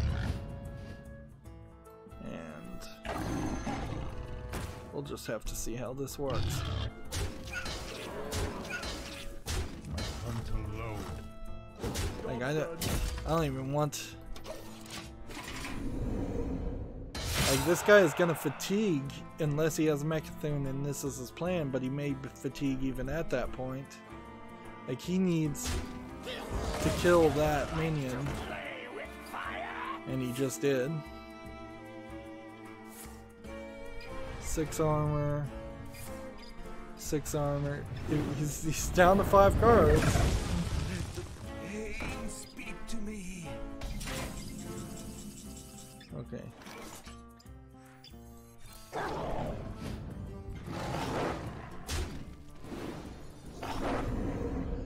this will do more damage than anything else. So it's best to do this.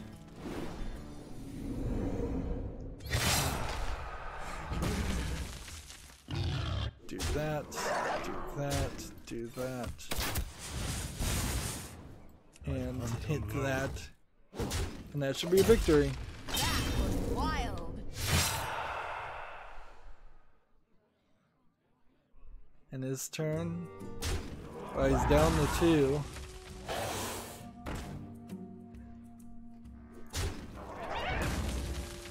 A wild miscalculation. Like, I don't think he can play Mechathune.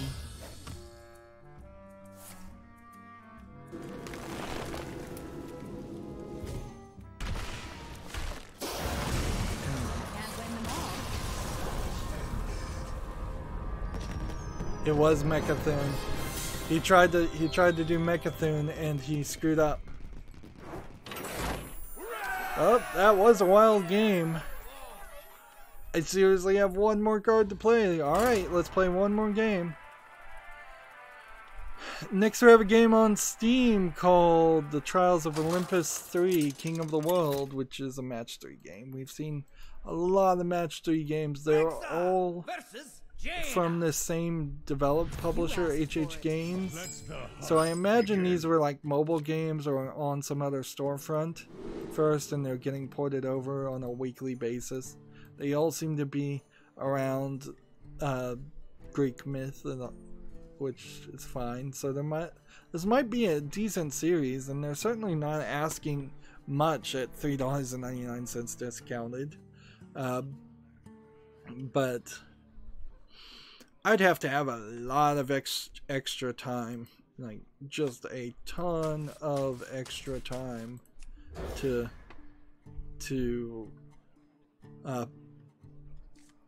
try and go through this entire series. HH Games, looking at their logo now, I guess maybe stands for Heaven and Hell Games. Trying to look at, see if any of their games that they've released have actually gotten any reviews, because they've kind of just taken so long. Yeah, they do have a game called Heaven and Hell that's a match 3 game.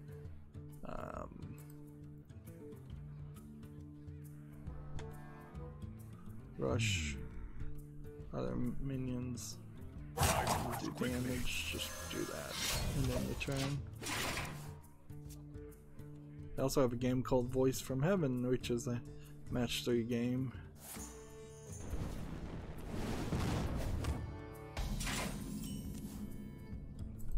Yeah, they have like 30 games on Steam now, and none of them really have any reviews. And I am definitely not seeing anything that has enough players to play it. So it obviously isn't that relevant of a game series. Let's see, disco. Here we go. That's what we needed to do. Quickly. And then end the turn.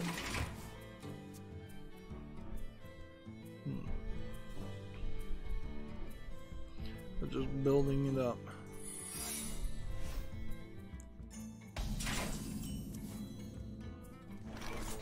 Alright. Well, I can't really do anything because if I play something now, it'll be a mistake. So I'll just play that and see what that does. Alright. Play that and play that. GameIndustry.biz has an article. Team 17 reports record profits in its maiden financial year. Staff count grew 30% in 2018. Let's see. That probably is in large part due to the fact that, can I do this? Now do I have enough? I think I do. Rush. Rush. I've got a couple of rush characters that'll get me out of the danger zone, I think. So.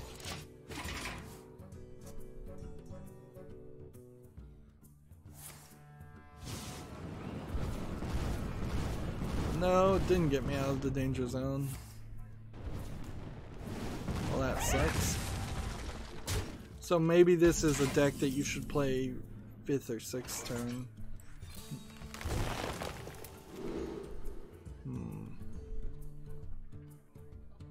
Beast have charge? Or a wolf?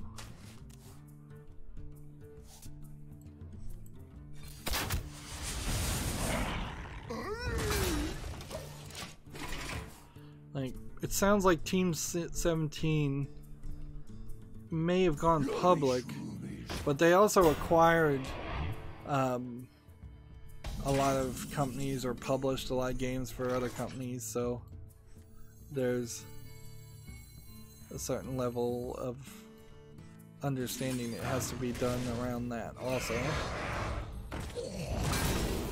Alright. +1/+1.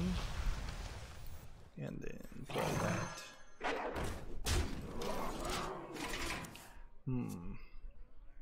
But yeah, it's nice to see Team 17 doing pretty good. I would say there's an argument to be said that Team 17 is making pretty niche products. Like, that they really aren't making the standard fare video games, and it's nice to see some success from developers that do something a little bit different.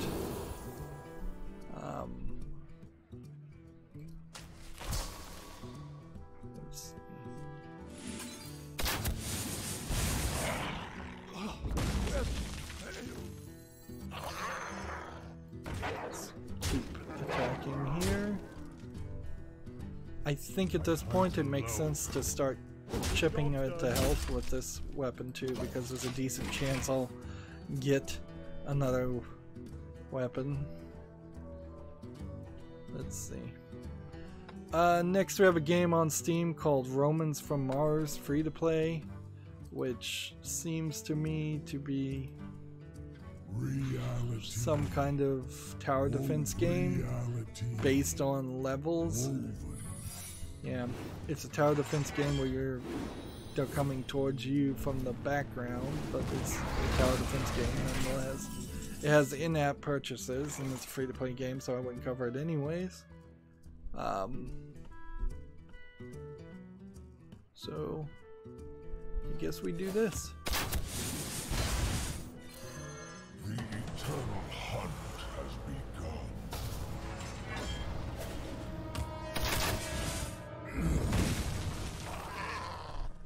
2, 5.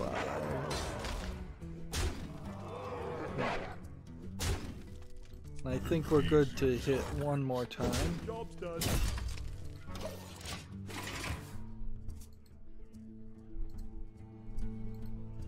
At this point, the second recording might be kind of short. And we might not do all the daily quests for the European and Asian accounts, because I've managed to find a way to make this take longer than it should.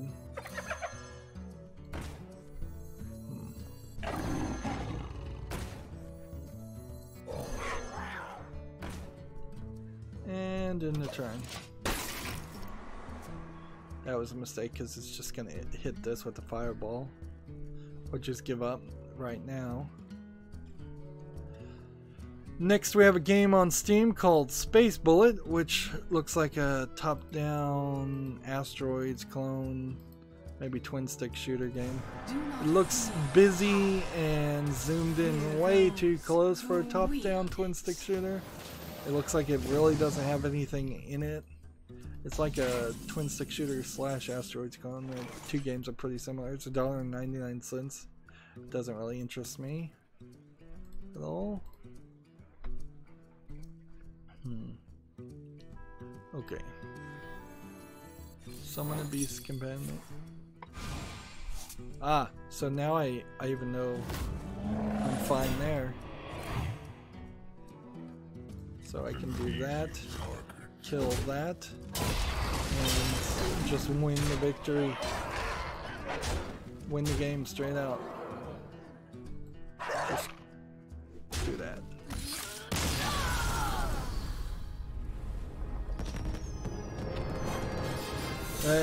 My timer has been hiding my chat, so I haven't been looking at it. Tammy Fox just put. I just saw their message. Says sorry I'm late. No need to apologize. People come, people go. Like I'm late and early consistently on streaming, so I have no real times, and people can always come and watch these videos later.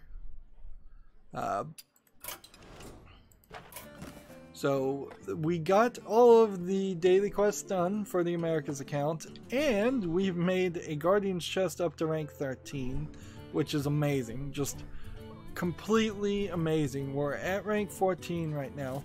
How many stars? Like, I actually care about how many stars I have at rank 13. Rank 14. I have 3 stars at rank 14. I'm gonna try really hard for the rest of this month, and hopefully going forward, if this good luck continues to happen, to try and just push. If I can be a rank 10 player on average, that would be great. I don't know if that really changes any chances of me playing Arena, but at a certain point, if I have enough gold because I'm getting monthly quests, that I'm getting all the cards, I would have enough gold to start doing Arena runs again. But that certainly isn't a focus right now. So that's going to be the end of this recording. Stay tuned if you're watching live. As always, I ask you to like, share, subscribe, comment, and watch every second of my videos. If you want to friend or follow me on any social media sites, there's a bunch of links down below. And if you want to support me even further, there's a link to Patreon, or you can friend me on Steam and gift me a game off my wishlist. Thank you for watching. Have a good evening.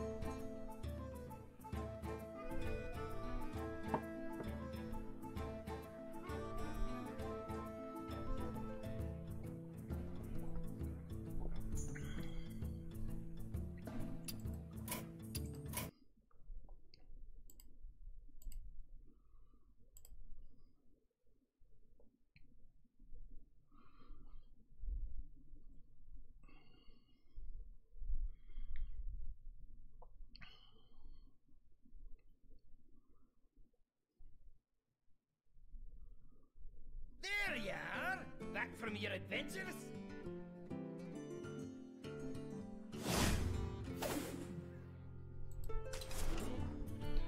Hey everybody, this is Rydo, and we're back to another recording of Hearthstone. Today is Wednesday, March 20th. We're on the European account. We have to do the Tavern Brawl, and I don't know what happened here, but it seems like we've got a bit of overlap because we have 3 daily quests, and we have a challenge of friends. So let's start with that. Oh man. So this guy's preparing for a Tavern Brawl deck. So I need to jump into a Tavern Brawl deck really quickly and play with the Rogue. And if I'm going to play with this Rogue, this Tavern Brawl deck is crazy because you're going to pick 3 cards and pick 4 cards, and 1 is going to be banned. And that's kind of it.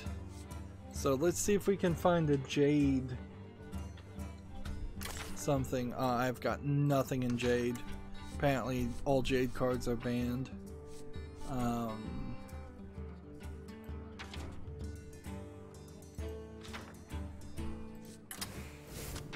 Let's see.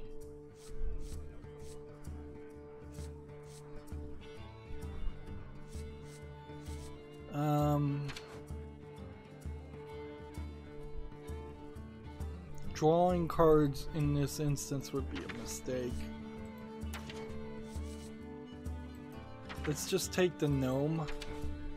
Or see, last time I did one with all mechs and magnetics, and that worked relatively well. So these are my 4 cards. Backstab for 0, deal 2 damage to enemy hero, deal 3 damage to enemy hero, and summon a 2/1 bandit if you combo. And one of those cards is going to get banned, but the way it presents it to you is a little weird too in the Tavern Brawl. So you're shown 3 cards and then a 4th mystery card, and you're left questioning, like, did I pick the right thing or did I pick the wrong thing? Right, so I'm going to trade out this because I don't need 2 of those at the start. So 2 backstabs and this. And so one of these cards may get banned and then those cards would get replaced. So he's picking now which one should I ban.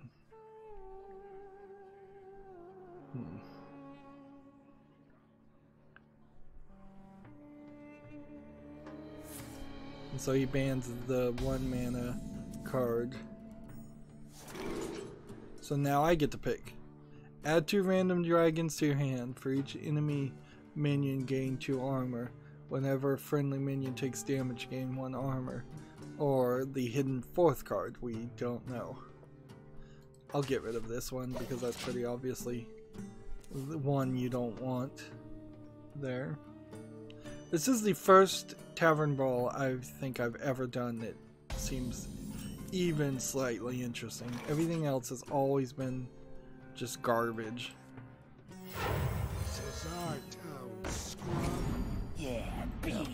So I have 5 deal 2 damage to an undamaged minions, which will only last me so long because at a certain point you're just gonna fail miserably on that. So here, here, here, and attack.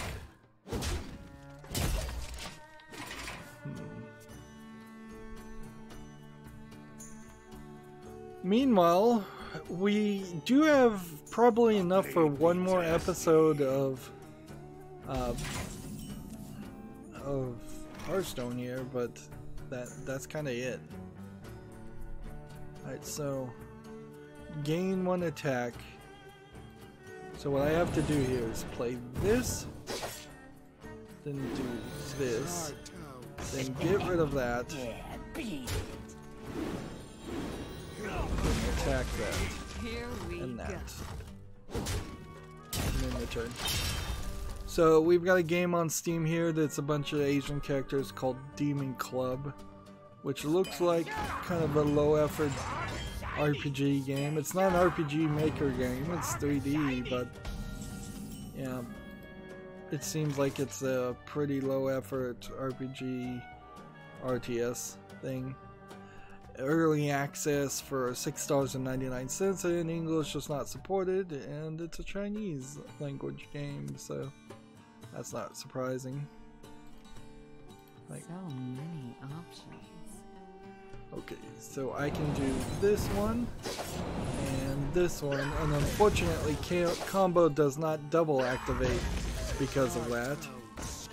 But I can do this, this, this, this, and that.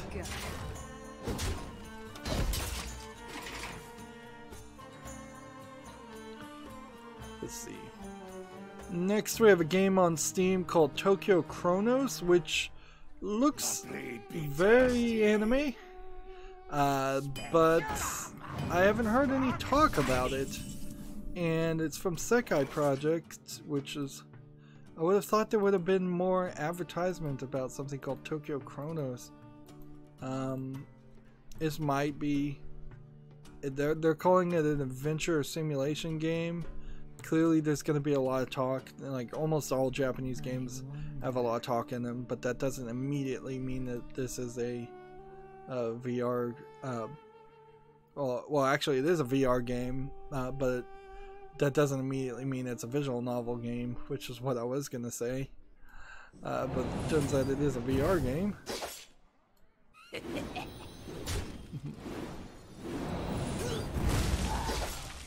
looking at me? Looking at me. Here we go.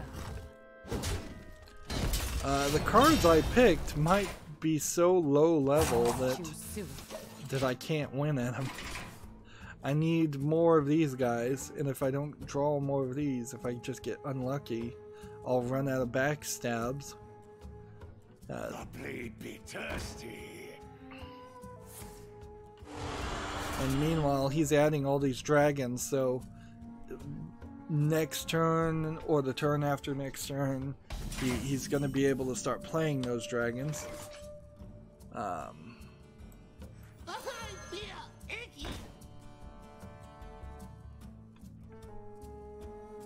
Is there anything I want to do here? Not really. You're looking at me. And just now I've drawn that card, so that means I could pretty easily end up drawing more of the leopard gnomes and less of the ringleaders. So Tokyo Chronos is a VR game. I'll put it on the fall list. It's asking for $37.19 with a 7% discount. And it says Steam trading cards are coming soon. It has full Japanese audio and no English dub or Chinese dub. But it does have subtitles in Chinese and an interface and subtitles in English. So apparently you have to read Japanese interface, but it probably is easy enough to figure out in that case though. So that's probably not an issue. You're looking at me. So I've had total board domination in this game up until this point, and he's just gaining enough armor that it doesn't matter. Like, The icy winds of Northland will consume your soul. so I'm gonna put Tokyo Chronos on the fall list. It can't really leave the fall list. What does this do? Add a random legendary minion to your hand. Yeah, I wouldn't want to give him a random legendary minion. Here we go.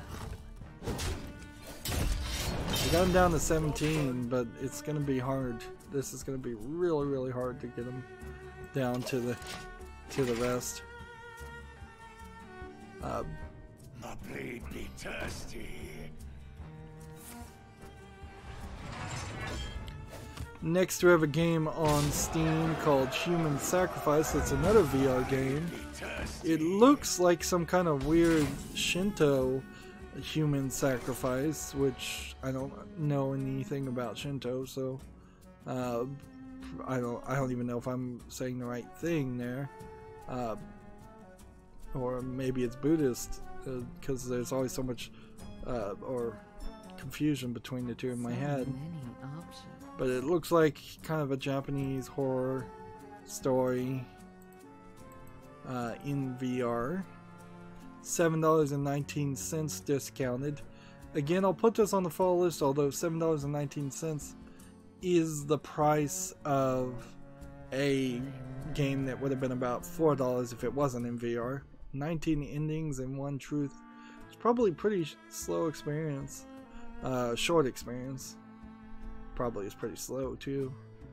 And it's in English, Japanese, and Korean, so I wouldn't be surprised if this is a actual Korean origin game.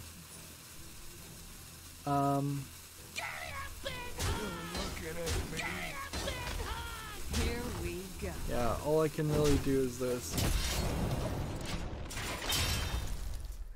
Because I need the combo to play, and I'm out of cards at this point. So I need to, at the very least, draw another ringleader, play this, and then play the other ringleaders. The blade be thirsty.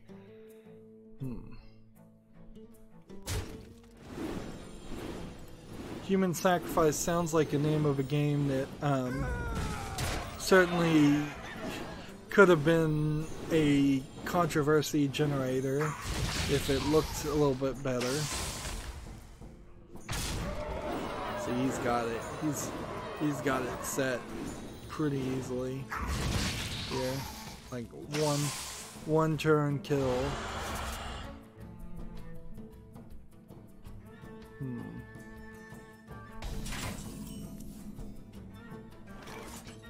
If I had Mechathune, there is an argument that could be made.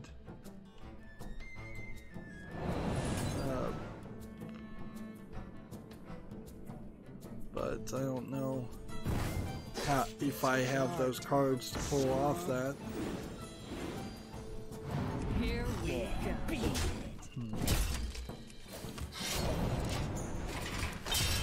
Let's see. Timmy says, even I have a VR headset. I wouldn't recommend it. So Timmy doesn't recommend. Yeah, I would love to get like a survey or some feedback of 100 or several thousand people that have VR about how desperate they are to play games in VR, or if it's just good enough that you bought the headset and you played 4 or 5 games and enjoyed it for 6 months, and then a year down the line you're like, yeah, there's not that many games, because there really aren't that many video games compared to just video games in general that are VR compatible. So yeah, I don't know what the, like, if people are interested in desperately buying the cheapest ones. Let's just use the complete my deck feature. What does it say? A death rattle that summons that. Your opponent has 2 more, gain 1 attack. This and this. That doesn't seem like that really does too much, but interesting. We'll just see if the complete my deck works with 4 cards. Like, if I had paid $400 to $600 for a VR headset, I would be kind of desperate to justify it, or I would be rolling in so much cash that maybe it doesn't matter to me. It's really a hard decision to make. Like, if somebody gave me $600 tomorrow, I'd probably buy just $600 more worth of games on Steam, or I would maybe buy the next platform if the Xbox 2 or the PlayStation 5 came out. Like, I think there's a lot more I would do with $600 or $400 even before I would buy VR and get into that. Transform all your 1-cost legendary cards in your deck into legendary minions. Give all the minions in your hand 1/1. Well, clearly get rid of that.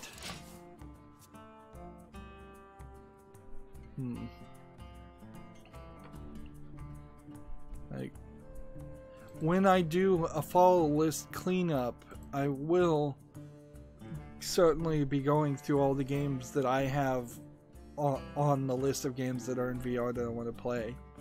And I have like 2 games right now that can be played, maybe 3 or 4 that can be played in VR but also don't require VR. Like Abduction, for example, can be played in VR and might be a slightly interesting experience playing in VR, but you really don't need it.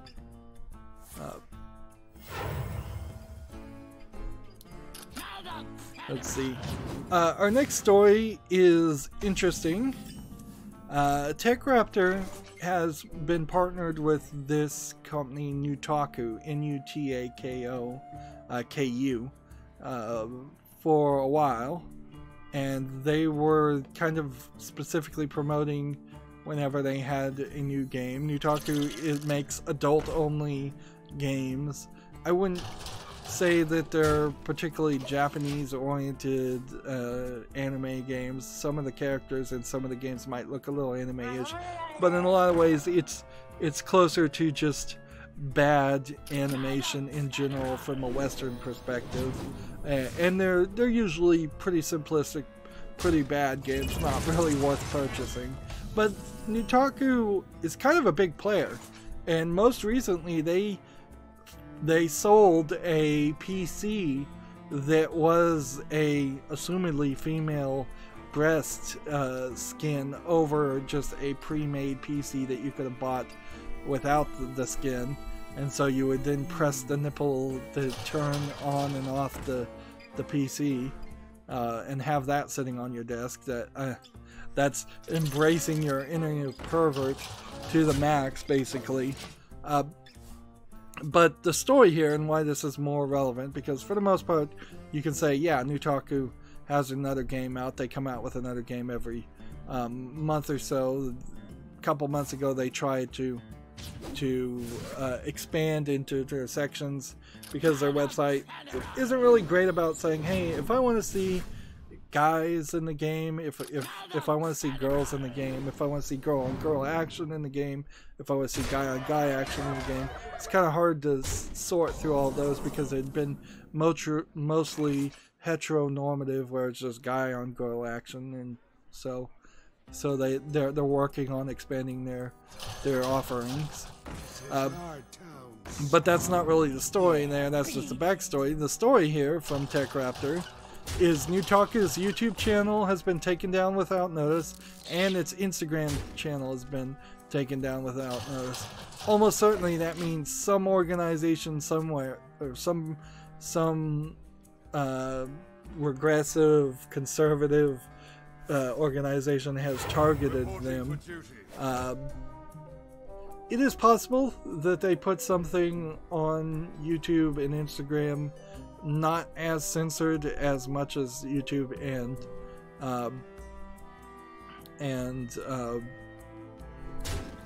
not as censored as YouTube and Instagram would have wanted. That being said, taking the entire channel down without notice is extreme, and it might be an overreaction to maybe there's some anime character that looks young and they're calling that child pornography, because that's what half of the accusations that come out are, is that, oh, this anime girl is this fake fictional drawn character is not allowed. Meanwhile, they should be focusing on real people that are actually suffering or in danger.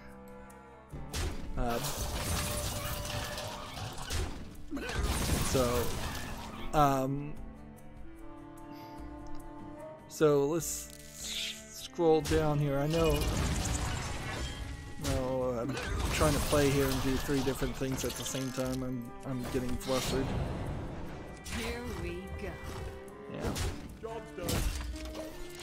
So yeah, Nutaku Games on Twitter said, so at YouTube removed our entire channel. Nutaku has millions of users visiting their sites on a monthly basis at a pretty big basis. Let me take a break and look at the chat, because I know Timmy's chatting. Timmy just said VR platform games. There's some really great cross-platform games, VR platform games. Yeah, there's a few. I just don't think there's enough to justify the price, or maybe I'm just too cheap. How did I lose there? Well, I know how I lost there, because I let Hearthstone confirm it. Rogue. Let's do this right now. Give your minions rush. Let's see. Mag.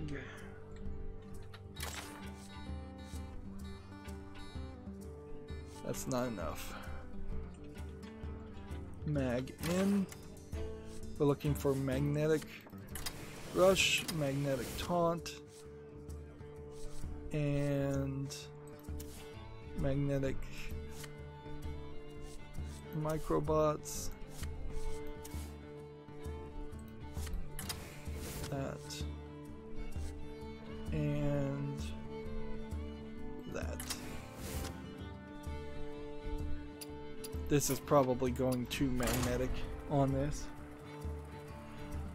Okay, so the quote here is from Nutaku. Quote, YouTube gave us no warning that they were going to shut down our channel. We're in the process of appealing it and hoping to get our channel back up and running. In the meantime, you fans can check out Twitter for news and updates at Nutaku Games. That's from the PR and marketing lead from the Nutaku.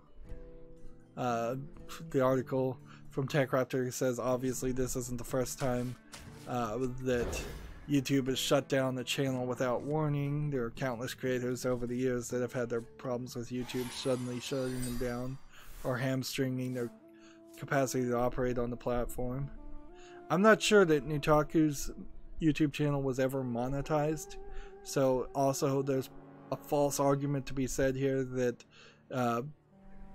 that it was ever getting any ads next to any of its YouTube videos. Also, I'm fairly certain all of their videos were age gated, so that that's probably another false argument that to be shot down. And they never really put anything on YouTube that wasn't censored from as long as I've been watching them, and I've been watching them for their few little teaser trailer videos they put out on YouTube every month for about 4 or 5 months. Let's see.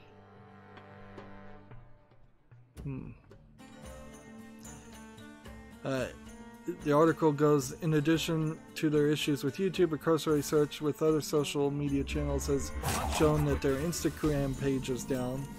We've reached out to Nutaku for comment about this. So that seems like they have been targeted by some group. These things don't just happen in a vacuum. So, slight news, maybe news people don't really care about, but news nonetheless. Real video game news is always hard to come by, and YouTube news certainly. Oh, he's playing the same ones I'm playing. Well, this is gonna be a rush to see who can buff up faster. Slightly swing in this story. The next story I have from GameIndustry.biz. EA, people want inclusive games with friendlier communities. Survey finds that only 7% of players say they're less likely to buy a game because of inclusive features. And 61% are concerned about toxicity. So a lot of that seems like that this is a survey, like I was talking about before. Surveys can be phrased to get the answer you want. Clearly the survey, just in the responses that's being listed here, was designed to get the responses they want. They asked, would you be less likely to buy a game if we added inclusive features? In general, not mentioning what those features are, of course, almost anyone would say, no, I'd totally still buy a game if it had inclusive features like a colorblind mode or subtitles or things like that, because that's what you're thinking about inclusive features. What EA is thinking about when they say inclusive features is that they're going to heavily moderate the chat and block and kick people who say things that EA finds offensive, and that there will be no trash talk allowed, and there'll be and it will just be this pretty bad experience, a pretty different experience from what most people who are playing things like Counter-Strike, people who are playing Tom Clancy's Siege, whatever the name of that game is, or Battlefront or Battlefield. Like those are the gamer bro games, and gamer bros like to trash talk. They like that. That's part of their game. So EA is being very disingenuous. Remember, EA is coming off of if you don't like the fact that we have a female with a robotic, basically robotic cybernetic arm in the trailer of Battlefront, on the battlefield, bashing in somebody's head with this fake arm, which are all super unrealistic. They said, well, don't buy the game, and in droves people didn't buy Battlefront because of it being unrealistic, because that's what their audience wanted, was World War II realism, and that's not what they were offering. Instead, they were pushing a very SJW mindset, and they went woke and got broke, as the saying goes.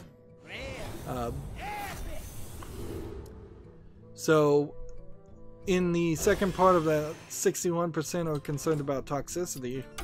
Yeah, like, I'm surprised it's not 100%, because if you phrase it that way, yeah, there is always a concern about toxicity. Is it a big concern? Is it something that is worth trying to drastically change how the game plays to ensure that doesn't happen? A certain level of toxicity is just the real world, honestly. So you can't get rid of it all.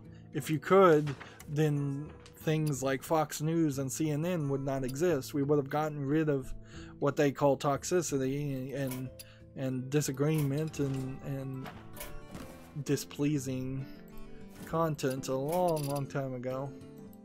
I'm gonna spectate this guy, and hopefully he's close to being done with this game so I can challenge a friend. Otherwise, yeah.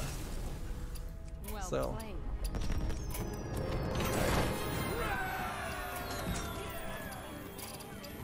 Alright, so we need to challenge him.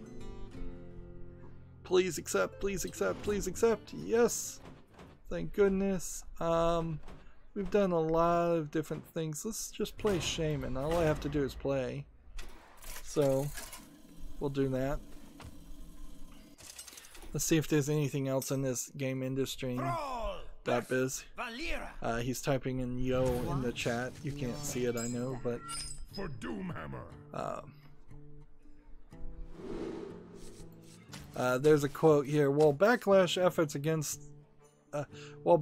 against efforts to be inclusive gaming can seem loud at times, it comes from a minority of players. If that's true, then why did Battlefront not sell? I mean, the truth is in the numbers. And they're trying to manipulate the numbers because they've committed to a path and they're not willing to change their mind. So, I mean, in general, though, everybody hates EA. So the truth is, long before Battlefront came out, or Battlefield came out, I think it's Battlefield I'm talking about, yeah, Battlefield came out. Long before any of these stories came out about EA. EA was always still a garbage, greedy company and should be boycotted because of that. So unless EA fires most of its management, there's no good reason to do business with them. Just don't fall into the EA trap. Don't buy Battlefront or Battlefield. The good news here is, we'll get into a story later, it looks like Disney might be resurrecting Lucasfilm Games, LucasArts. If that's true, it certainly won't be the same people that were at LucasArts before, but it's something. It certainly means that there's a decent chance of having some good, probably Star Wars and probably point-and-click adventure games. It was a couple of months ago that Disney just kind of snuck all the LucasArts games onto Steam that were missing before that point. There's another quote here. There's a big opportunity to manage disruptive behavior and toxicity, as these are the areas where players think the industry has least improved. That's BS. It's BS. If anything, I think the video game industry has created a lot of the toxicity themselves against their own company, yes, but also if it weren't for the fact that Microsoft went so hard with Halo and Xbox to create the Gamer Bro community, those like first-person shooter games would have not been the way they are. They would not be esports. They would not be aggressive. They would be much closer to the nerdy adventure games that we were playing before that point. They created the audience. Sure, you have GoldenEye for the Nintendo 64, but there's not a lot of gamer rage and toxicity in playing your 4 friends on the same console in the same room. You might have a little bit of fighting, but nowhere near the amount of garbage that once it got online, once it was encouraged, so this is certainly a problem, if it is a problem of its own making, and of creating a community from nothing that is hyper aggressive. But it's the same amount of hyper aggression as a frat bro at a college, or a football player, a professional football player. This is just the same level of aggression you see in any professional field. And I don't think that it's any higher or it will get any lower. And I think EA is basically just up their own butt surrounding these ideas. Meanwhile, they're saying nothing about microtransactions they're putting in their game. They're saying nothing about the numerous games they've canceled in development, and nothing about the he now says good game, thank you.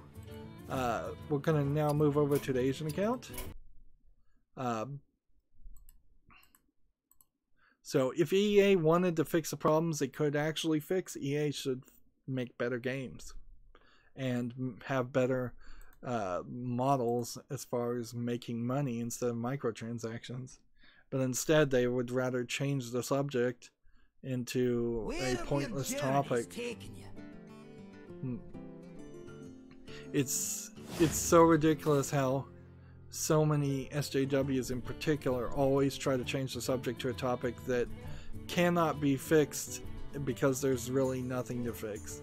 Like women in the in video game development, it's like 30% of people that graduate with a computer science degree are female. 30% of the employees at most video game companies are female. It's like you can't give jobs to underqualified people unless that you literally want the games to be worse.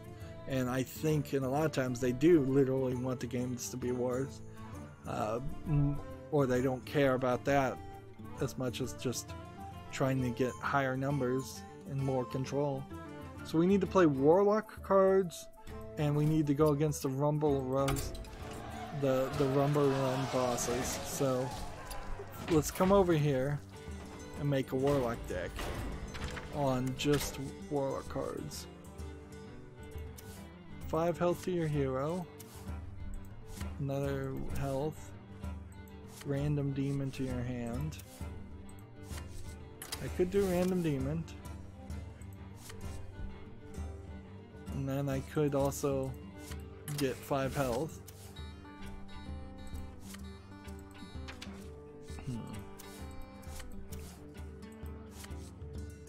I wonder if you could play Renounced Darkness in this.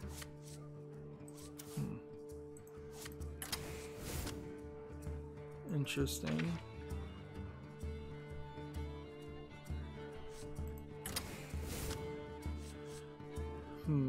Do I have any minion here?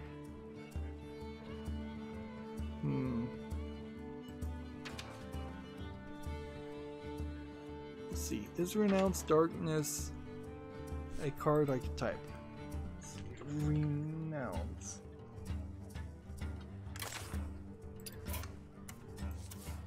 If I crafted this, this would be wild anyways. Okay. That would be a crazy card to play. Replace your hero power and warlock cards with another class that costs one less. That would totally break this. What deck is this? Whispers of the Old Gods? Is Whispers of the Old Gods? I guess it is. Look at that.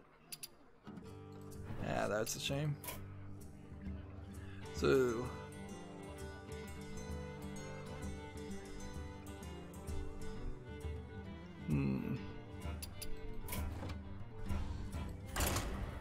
This is potentially the worst decision to make, because if they get rid of my card that summons a demon, puts a demon in my hand, then I won't be able to play any minions at all, and I might as well give up. None can escape my fury. Your soul shall be mine. So I don't need this, this, or this.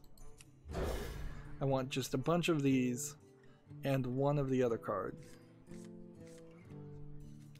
So if he gets rid of this card, if he bans this, I've lost.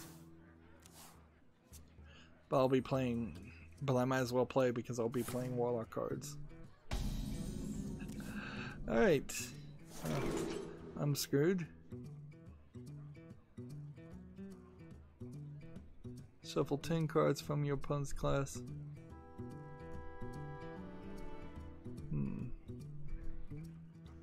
Let's do this fourth one. There we go.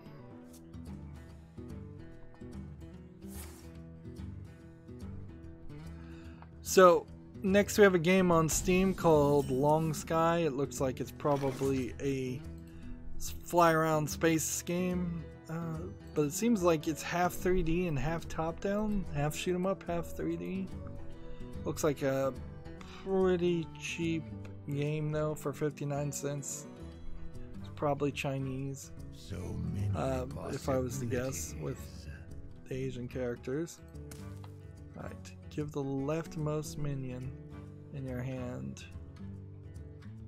I can't really do anything, so I'm just gonna end the turn. I don't really know how to play this.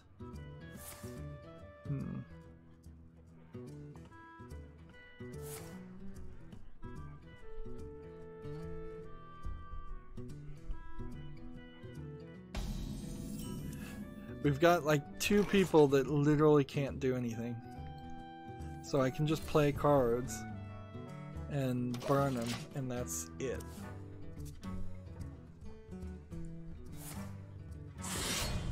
And meanwhile, he can just hit me with his weapon, whereas I can't really do anything other than draw cards.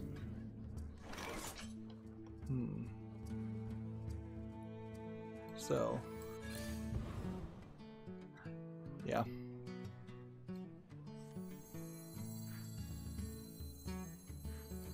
Just end the turn. Gamatsu has an article here. Let's get back into the news. Where's my mouse cursor? Is it over there? Earth Defense Force Iron Rain 4th trailer.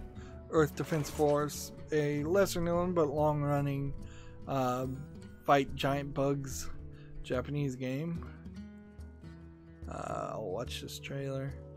The games have never been highly polished, unfortunately, so there's a level there that probably needs some work. Nowadays they look kind of like a AA game, but you kind of wish that they were a little bit more polished. Like I can show here, the graphics look fine and kind of closer to a mobile game than a AAA game though. So yeah, I kind of wish their budget was higher. Leftmost minion. So many possibilities. Whenever you discard this, add 2 copies to your hand. So now he's just shuffled a bunch of cards into his hand that are useless to him.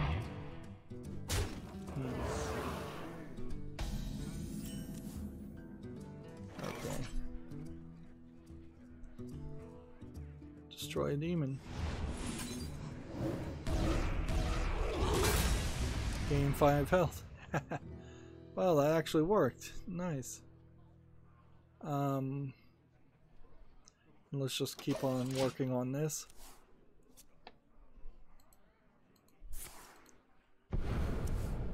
Earth Defense Force is kind of a action shooter game. This one is, at least. But I think you probably do a lot better playing something like God Hand. Unfortunately, there's not a great example of a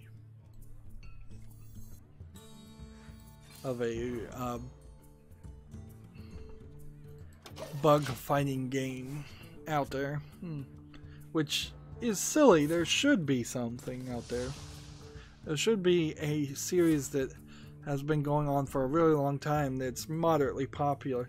I guess maybe the problem is I think bug collecting is a little bit more common in Japan, and Japan has some really interesting Hercules beetles that run around, whereas most people around the world just kind of hate insects and they don't even want to see them. So even in the thought of trying to do something, I'm just gonna play this.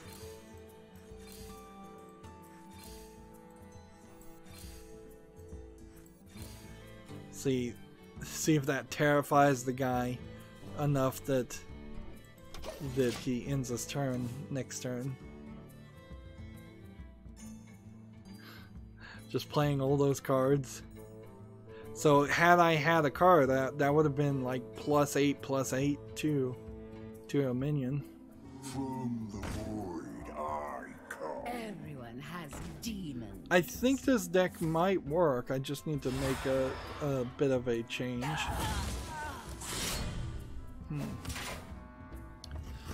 Moving on, Gematsu has an article. Kill La Kill IF launches July 26th in North America and Europe. Free DLC characters Mako Mankanshoku and the ultimate double naked DTR has been announced. I want to know what this ultimate double naked DTR is. Destroy a demon.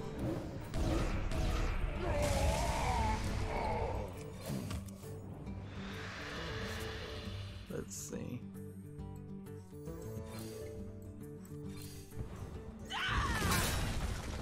There we go. Let's see. If you're not familiar with the Kill La Kill anime, it's risque and silly in its lewdness and nudity and close to nudity costumes, but it's actually a very good story if you can look past that. And let's see.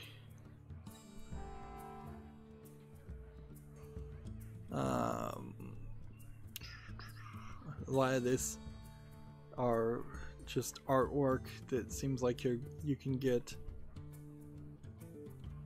So many possibilities. Let's hit this and hit this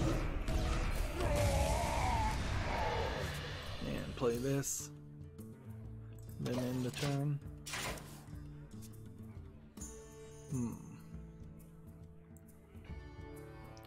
So we can show this. This is the character Mako Mankanshoku, the sidekick of the main character. She's apparently gonna be DLC. This is gonna be a fighting game. And the ultimate double naked DTR is 2 of the characters from the organization Nudist Beach. But I think we can show this and it's still YouTube friendly. They're in a robot.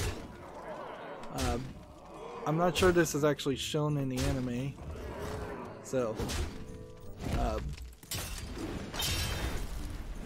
don't think that exists. And they just made that up. Which, okay, fine, fair enough. This is a slow game and a weird game to play. 2, 3, 4. And if I had done 1 more damage, it would have pushed it a little bit further, but not that much. There's a trailer here. By the way, this game is rated Zero D, which I don't know the Zero system enough to know if D means 17 or older, or I think it does. But this fighting game looks like it's going to be very fast-paced. I don't know how long or interesting it would be. You might very well only want to play through the story mode once.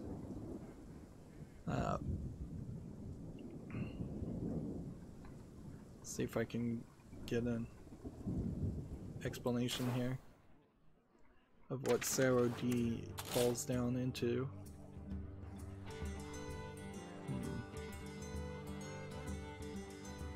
No, I don't think the article bothers to mention that. Okay, so on the game, here, this will work if we get rid of this one, and I think if we get rid of this one. And then what I need to do is find a card here that would draw a card.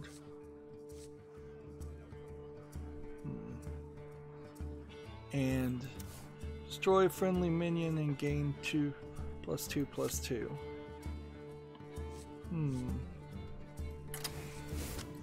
There we go. Or do we want to throw a taunt in there? Let's put a taunt in here instead. And try that.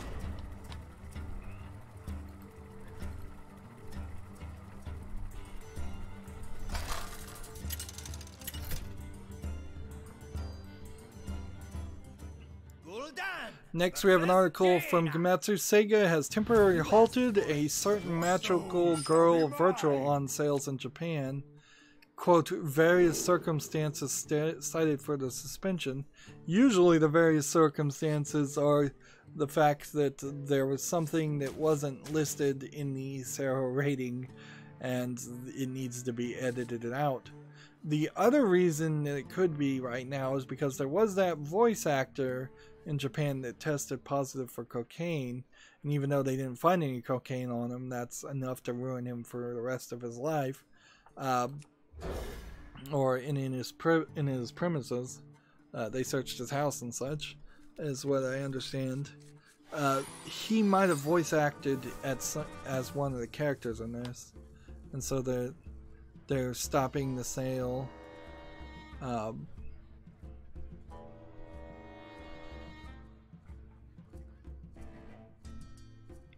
Let's see.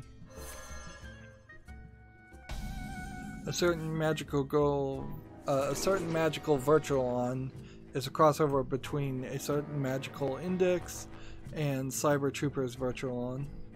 It launched for the PS4 and 5 and the Vita on February 15th, 2018. So many possibilities. Let's see. The hero power dudes 18 summon Ragnar's the Flame Lord. Almost out of time. Oh, come on. Choose a friendly minion, add a golden copy to your hand. Let's get rid of this card. I think that's it. Yeah, the only thing they have said is it has not There has been no changes in terms of the game support for the XVCD18B 18 type twin stick controller device, which is probably a mecha style of controller device. So yeah, no evidence here as to why really, but it seems to exist nonetheless.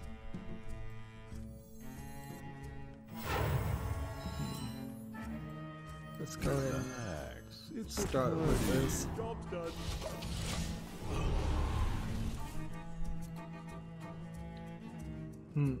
Speaking of the Yakuza spin-off game Judgment, which was the voice actor and likeness who tested positive for cocaine, the TechRaptor has an article that a new Yakuza game is confirmed through a voice actor audition site. Now, I don't know if that means for certain that the new Yakuza game is in development, but almost certainly there is. They put out this character art, so I assume you'll be voice acting for this male character, but there is also a female silhouette. So,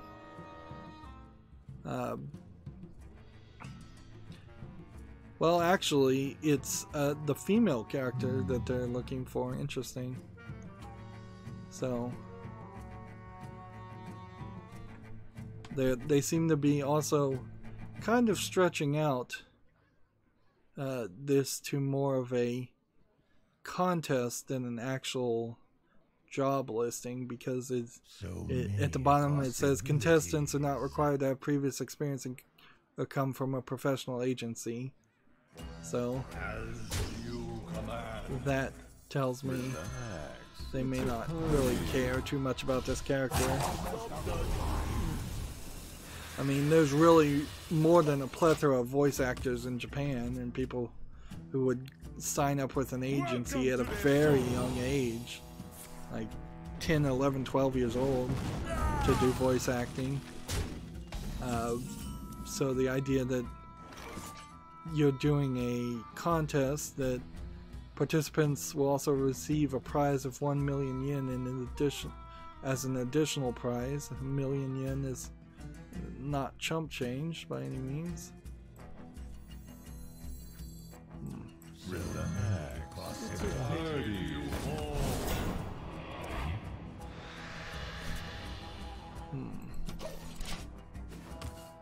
I want to actually win this time, but I'm not sure I'm actually going to accomplish that.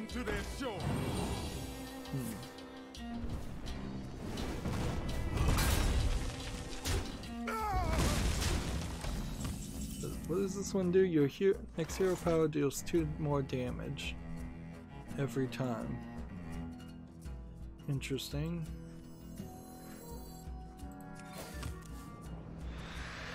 What happened to the... It's a party. Why do I have so many of these freaking things? That's not a valid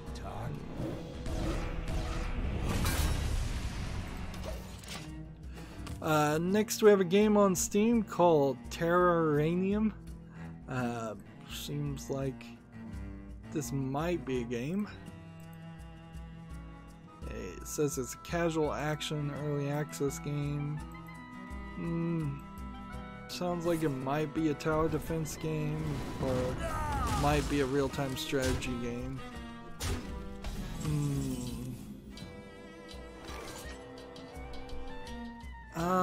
It's early access. It's $14.99 with no discount. English and French are the languages it supports. This is kind of an art style I would expect from a French company. So I'll put this on the follow list and see if people like it. Alright. Why do you call?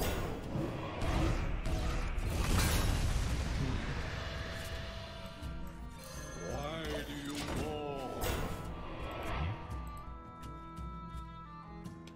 TechRaptor has an article here. Thomas Happ, developer of Axiom Verge, files suits against Badlion Publishing. This is not really much of a surprise considering the stories that came out just a couple of days ago.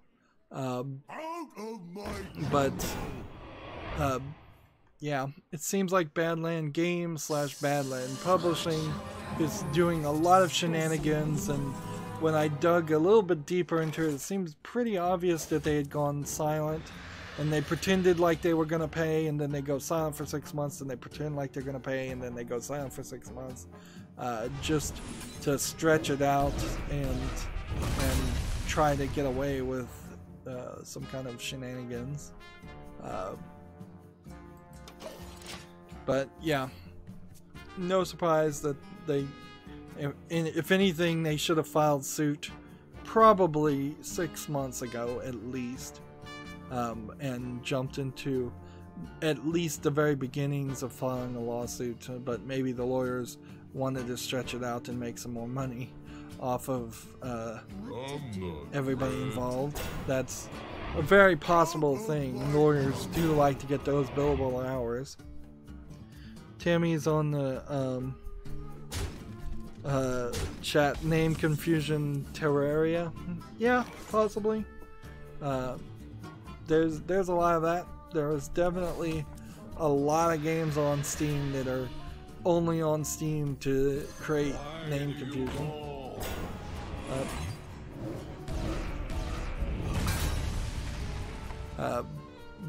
But it doesn't really work either, because Steam knows what you really mean. Maybe Steam's search engine isn't quite as good as, say, Google, where it says, did you mean to type in this? But you can practically type in close enough and find a game.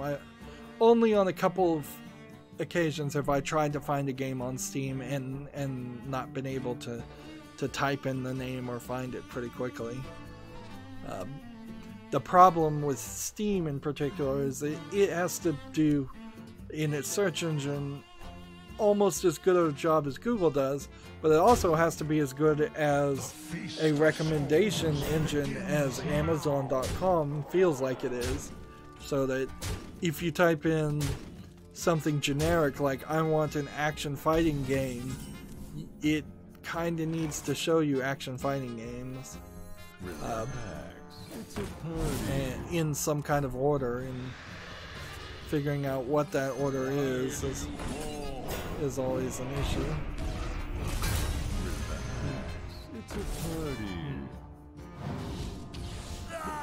They banned my one card that I wanted.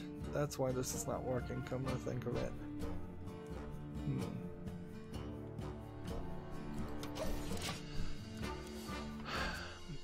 Moving on, Gamatsu has an article. Konami 50th Anniversary Arcade Classics, Castlevania, and Contra collections have been announced for the PS4, Xbox One, and Switch. We knew there was a Castlevania collection. I'm not sure that the rumors had come out about an Arcade Classics or a Contra collection. So, there's slightly new information here. The question it'll boil down to is, does this include an interesting collection for 50th anniversary? So the arcade collection, if I can find a breakdown here, includes Haunted Castle, Typhoon, also known as Ajax, Nemesis, also known as Gradius, Vulcan Venture, also known as Gradius 2, Life Force, also known as Salamander, Thundercross, Scramble, not Scrabble, Twin Bee, and then there are some bonus ebooks packaged into it with some art and stuff, I'm sure. So the arcade collection seems like it's mostly shooter games. So if you were into shooter games, I think you'd be happy with this list. I imagine since these are coming to PCs, right? I'll probably end up buying all the collections anyways, just out of convenience sake. Alright. So now that I don't need to play Warlock cards anymore, I just need to play something that will win. So let's go back. What do I think could win pretty easily? Hunter, early game.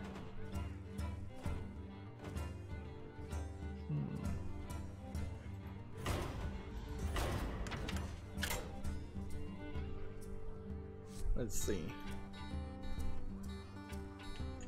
So we would want Scavenging Hyena. And then Echo Rush. Interesting, because then I could just play that regardless over and over again. And then Explosive Trap. People would hate that. And then this too.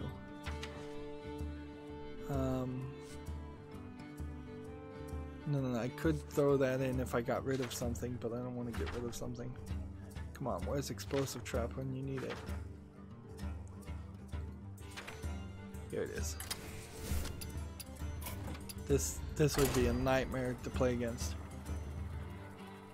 The Castlevania Anniversary Collection includes Castlevania 1 from 1987 NES, Castlevania 3, Dracula's Curse, then Castlevania 2, Belmont's Revenge, which was a Game Boy game, then Super Castlevania 4, which I assume is just Castlevania 4, and then it says coming soon, coming soon, coming soon, coming soon, and bonus book coming soon.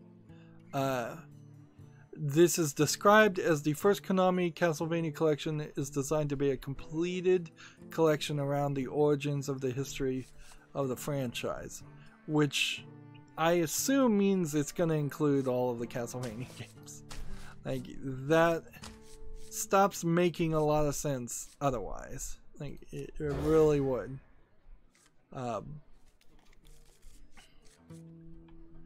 But that may actually be the case. So Mex costs 1 less. If I just play a bunch of this, he'll be messed up.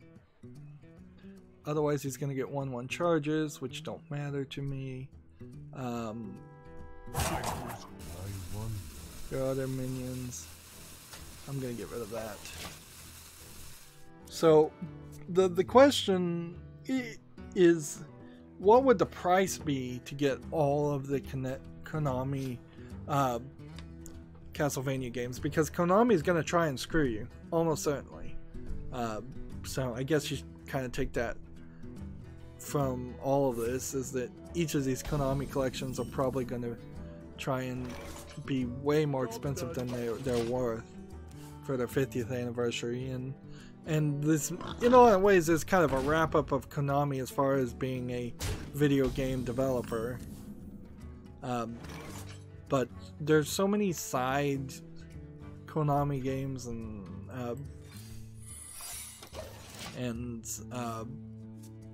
spin-offs for mobile that aren't listed here.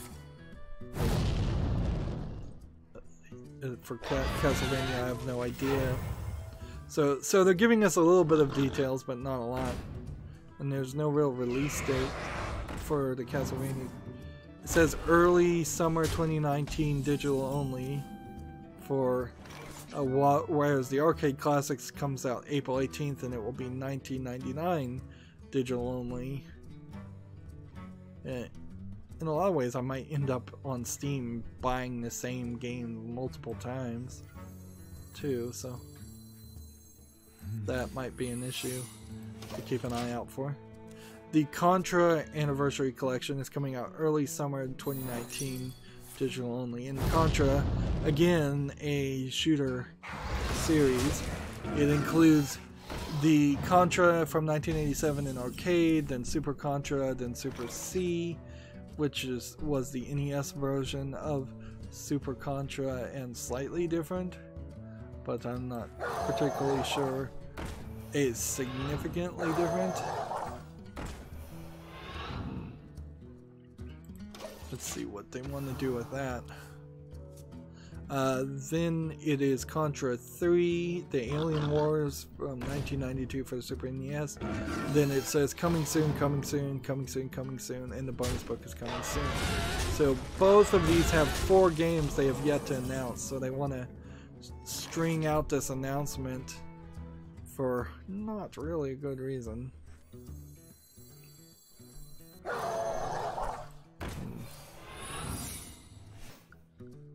Let's see.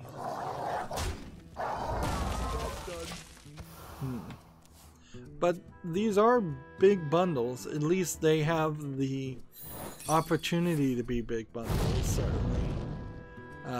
Arcade classic games, all the early Castlevania games, all the early Contra games. Certainly they have sold some of these for probably what's too much money.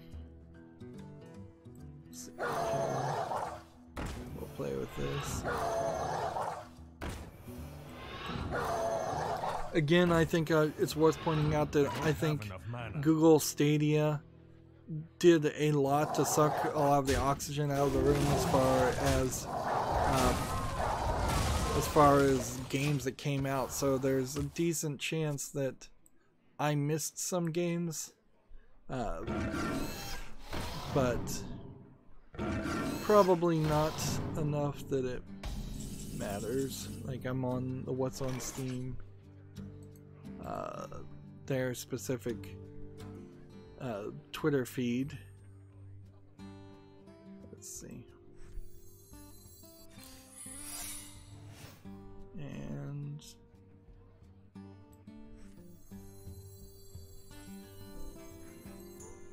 let's do this. And then do this. And do this. And then do this.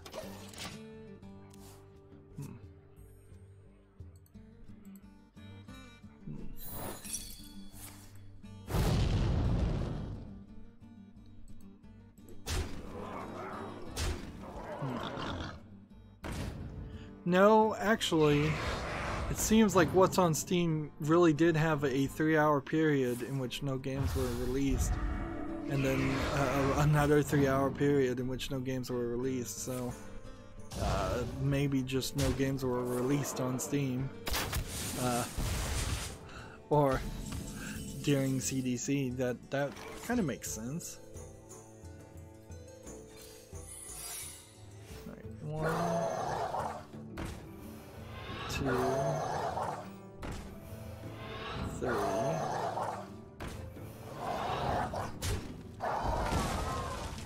and here and there, and in the turn.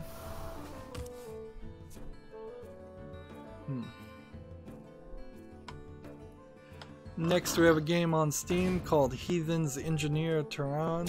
I suppose that's Tehran or Terrain.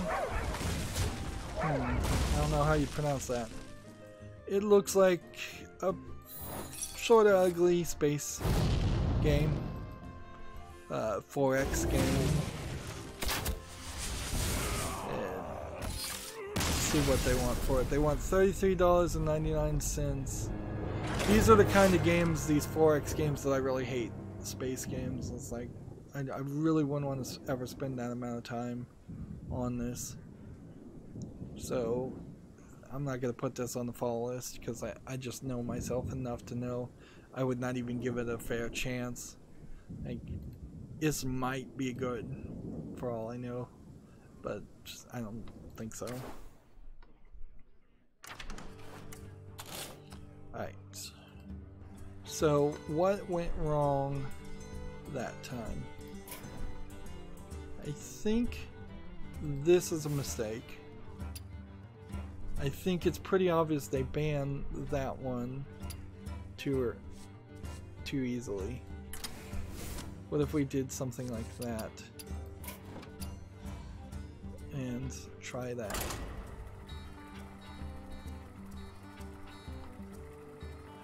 Next we have a game on Steam called Mortadello and a Philemon La Banda del Corvo. I believe this is a publisher that is publishing these point-and-click adventures, but and I like the art style on them. Unfortunately, this one's not in English. I think the previous one was, though, and this is actually the third game in a series. Yeah. So the other one that we saw earlier is in English, but it's by default in Spanish, so yeah, it's a weird position to be into where the sequel or a spin-off game is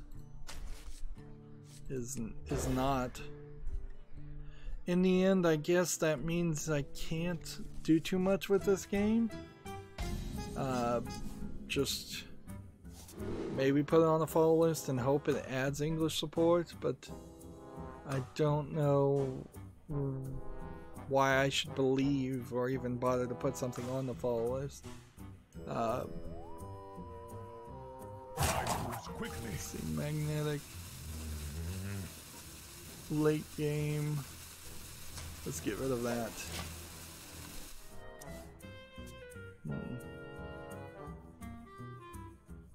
Yeah, I can't put a game that doesn't support English on the follow list. If it comes back and updates it, maybe I'll find it at some point, but I almost certainly never would find it.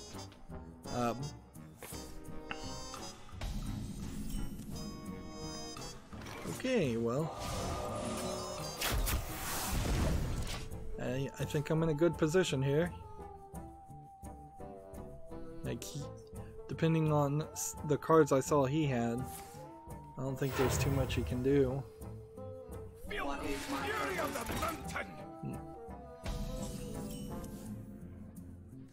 Just, we're gonna wait till later in the game to play this and at least one of these, so 5th turn minimum. Ideally, maybe even more. Gematsu has an article. World End Syndrome is launching in North America on May 2nd. Here we can show a screenshot here of this character. I believe World End Syndrome is not the visual novel Our World Has Ended. I keep getting the two confused. It's a romantic mystery visual novel by Arc System Works and Toybox. And we pretty much leave it at that. It might be good, might be bad. We will see, I guess, at some point when it comes out.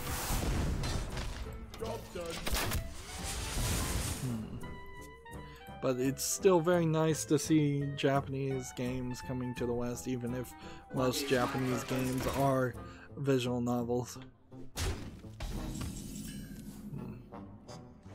Okay. Alright, now you're screwed. Job's done. Because if they kill one of these, the other one gets powered up. So unless he can do something.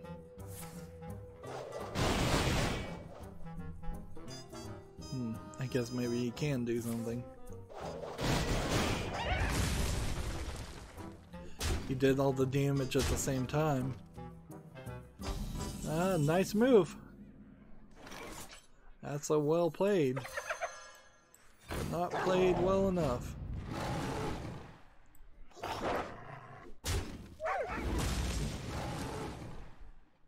And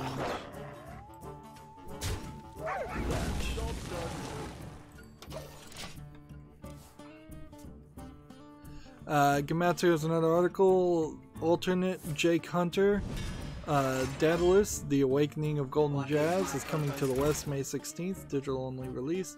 I think we already talked about this game. It's a visual novel somewhat around music, I assume. I'm making that assumption. I probably should look at the description. It's a mystery adventure game, that's what it says. Alright. If we do this, and then we do this, and 1, 2, 3, 5 dead.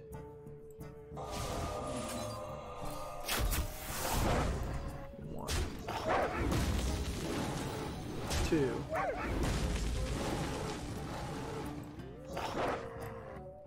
You know what? I'll just do that, and that'll work even better. Because then when I unleash the hounds next time, I have one more thing to talk about. What is my purpose? What is my purpose? What is my purpose? Oh, thank you. I assume he's thanking me because he knows I've won. Thank goodness, because I was getting a little afraid we were going to end up having to do the Tavern Brawl all night. Pack opening. Hearthstone says that they're going to be doing a card reveal on their live stream on the 25th, which gives me confidence that I probably will not be able to look at all the cards through the Hearthstone application before the 25th, so we could take that with some certainty and be happy that the expansion is not coming out this week. The 25th, if today is Wednesday and it's the 20th, the 25th would be Tuesday, and that to me seems very likely to be the time that they will update the game and let us actually look at all the cards. So I may still do a special stream on Tuesday, but I don't really have to worry about focusing on seeing if I need to do a stream on any other day. So we now need to just do Rumble Run bosses under the solo adventure. Rumble Run. I'm actually surprised. That's okay. So we'll choose our starting shrine. I like this one. After your hero takes damage, deal 5 damage to the enemy hero. And we'll play this. Gamasutra has an article. Games for Change debuts a new accelerator program for, quote, social impact games. Basically means that Games for Change, the non-profit based in New York, will be giving money to certain game developers making certain games that have social impact. Usually the games that have social impact are not fun and barely video games and not really interesting to talk about. You really can't have two masters when developing a creative work or art. So if your decision here is to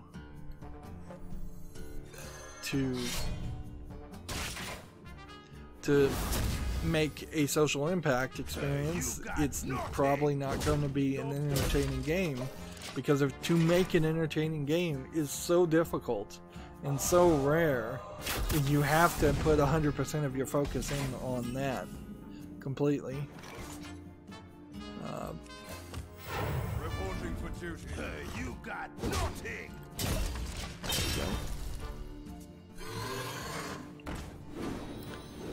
Let's see, there's not really anything else to say about that article.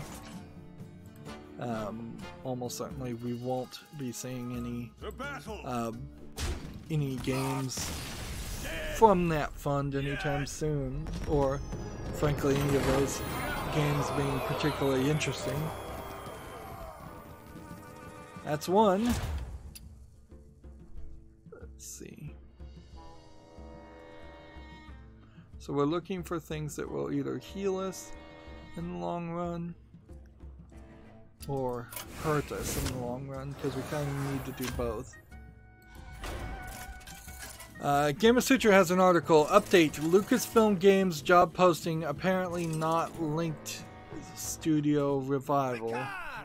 A Disney spokesman update. A Disney spokesman has reached out to inform Gamasutra that the below job posting does not indicate a revival of the Lucasfilm Games brand.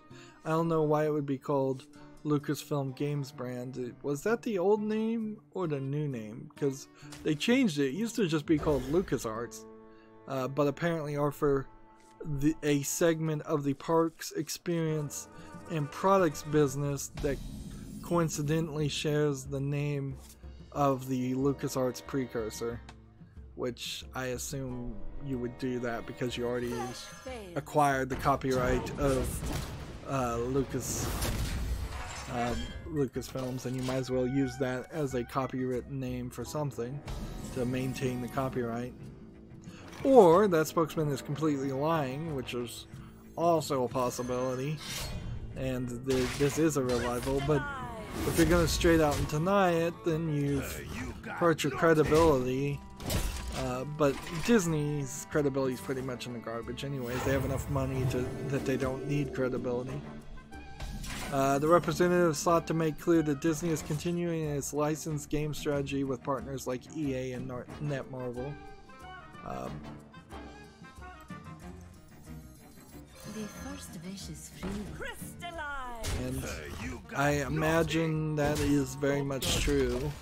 Like, it would be crazy for Disney to try to get back into the video game field after they just shut down like Disney Infinity and fired all of their all the people who could have potentially run a video game division. I should have attacked first, but this still worked.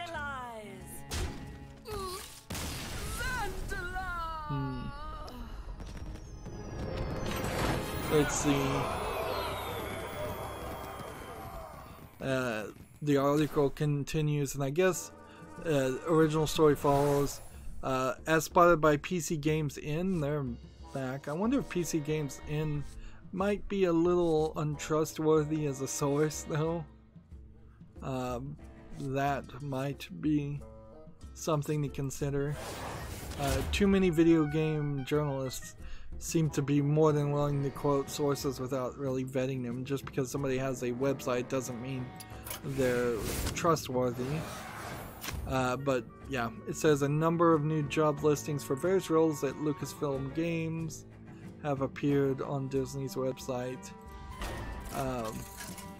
The next paragraph starts: Disney shut down all internal development at LucasArts, which operated under the Lucasfilm Games banner back in the 90s, in April 2013, canceling a number of new titles, including 2 Star Wars games, and laying off a reported 150 employees. And it's that 150 employees that's most important to focus on. Is even if there was a new video game division in Disney, it's not that 150 people. In fact, long ago, the people that made the good LucasArts games have moved over to things like Double Fine and other companies. Double Fine, I think, has probably the most prominent number of people. Telltale may have had some of them too, and that really doesn't mean say a lot positive when Telltale's out of business too. Speaking of Telltale, the final 4th section of The Walking Dead is out, or coming out, and it pretty much confirms it's only going to have 4 sections instead of 5. That's not the biggest issue, of course, because it is also an Epic Games Store exclusive, so that is also a concern. Let's see. let's do this and this. And attack here. Your shrine is sticky. TechRaptor has an article. Epic Games Store Quantic Dreams games are coming to PC. Now, I think I may have heard of a rumor that Quantic Dreams games might be coming to PC, but this is not the way I wanted that to happen, certainly. So, the previous PlayStation exclusives like Heavy Rain and Beyond Two Souls potentially are now coming to the Epic Store, as along with Detroit Become Human. Let's see. Glory to Shivara. Whenever this minion takes damage, your hero takes it instead. Interesting.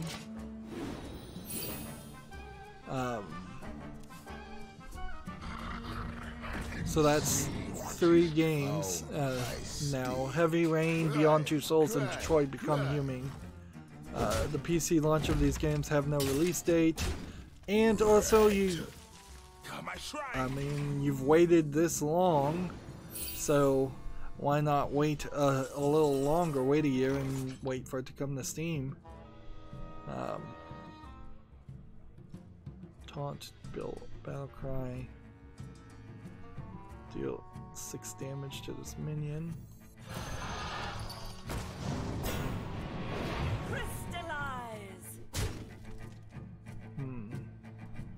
Just in return here.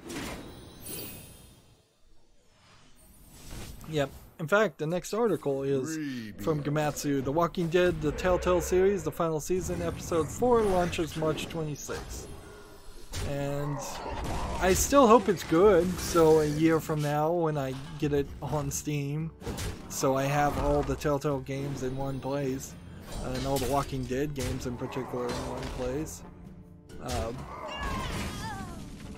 That it's good. Okay. Charge lifesteal. Oh, rush lifesteal card.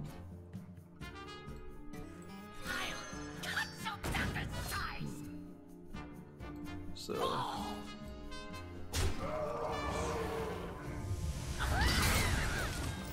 Reporting for duty. The battle.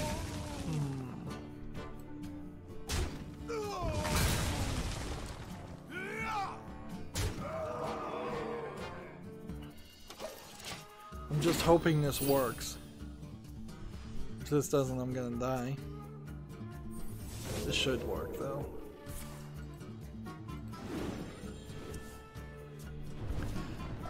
TechRaptor has an article, State of Unreal, Epic Game reveals its new physics engine. So, Epic Games has they've announced a new physics engine, not to be confused with the other article where the Unreal, no, the Unity engine is partnering with Havoc to fix that. Okay. So every time this hero takes damage, so let's take the minimum amount of damage here and kill this guy.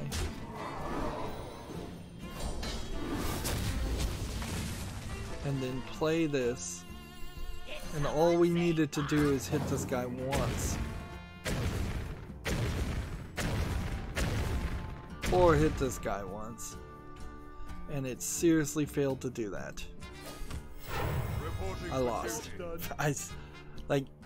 That was such a gamble. If it had hit this once, this would have done 5 damage and I would have won. If it had hit this once, this would have done 5 damage and I would have won. I played possibly out of order because I played this first. If I had not played this first, that would have changed the odds slightly in my favor. Yeah, so I screwed that up. Now I'm going to be punished unless it does something just crazy and ties. And I guess it did tie. So that still counts as a defeat, but does that mean I have to start where I was? No. When you tie, you can play again, but that didn't count as victory, so that changes that. So the new Unreal Engine physics engine is called the Chaos Physics Engine. It'll ship in early access on April 23rd. I don't see a reason why physics engines should be in early access, but maybe that is helpful for devs. Why call it early access though? Why not call it beta? Physics engines, I don't know if they really need too much more improvement. Frankly, I guess they always need a little bit more tweaking, a little bit smoother, less better code, but there is certainly a level of this where you're just kind of polishing something that's already pretty perfect. Ray tracing, on the other hand, compared to a new physics engine, like ray tracing is a whole new concept for showing how graphics are depicted in video games. But unless it's something like Hairworks, or hair is now going to look way better, or Clothworks, or cloth flapping in the breeze is going to look a lot better, the physics engines being improved are helpful, but don't really change anything. And this article doesn't really say anything. It does seem like it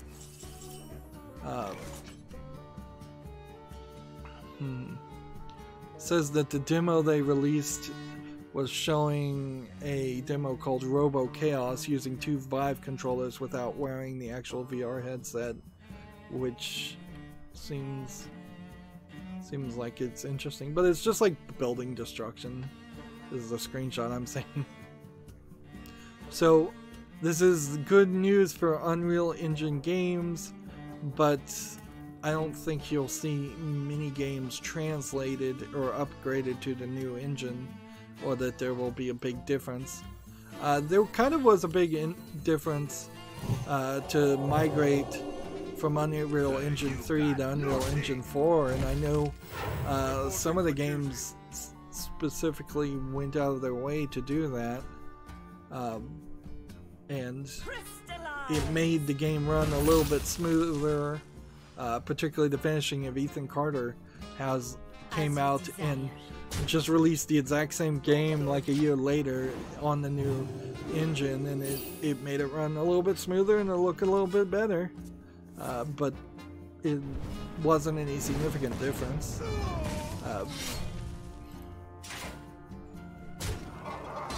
Moving on, TechRaptor has an article. Epic Store says Outer Worlds and Ancestors of Humankind Odyssey are coming to the Epic Store. I believe these are exclusives too. In addition, several other titles such as Dauntless and The Cycle. Epic Games announced 2 more Epic Store exclusives, Outer Worlds and Ancestors the Humankind Odyssey. So one game is called Outer Worlds, and the other one is called Ancestors the Humankind Odyssey. All of this is CDC announcements, so there's not very much information right now. Let's go ahead and kill this. As you desire.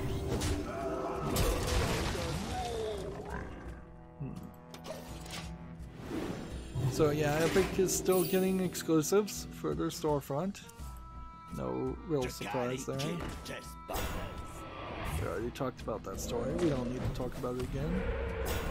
TechRaptor has another story. The Epic Game Store, Humble partners with the Epic Game Store. Humble Bundle has made a partnership with the Epic Games Store to allow Epic Store games to be made available on the Humble Store as well as in the Humble Bundle. Does that mean that Humble Bundle is by default going to stop giving you Steam keys in favor of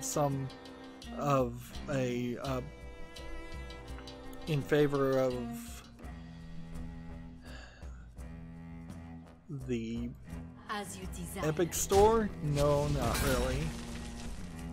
You got nothing. Alright, I'm gonna hit this.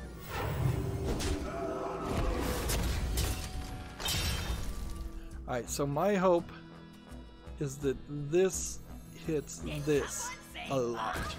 It has to hit this 3 times. 1, 2. Oh, I guess it didn't really have to hit it 2 times, just 2 times.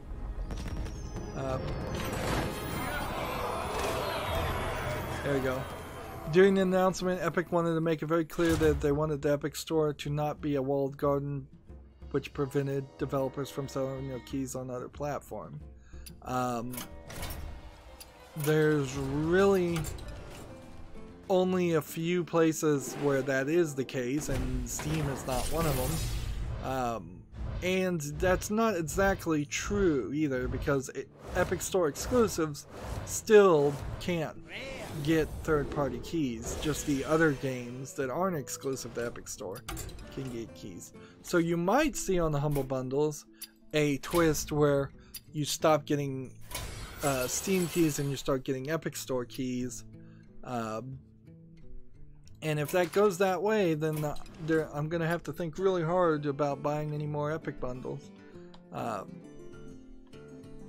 Let's see. There's nothing else here. Other than TechRaptor has reached out to the Humble for more details about the partnership with Epic. So we'll just have to see what the first bundle looks like in that case.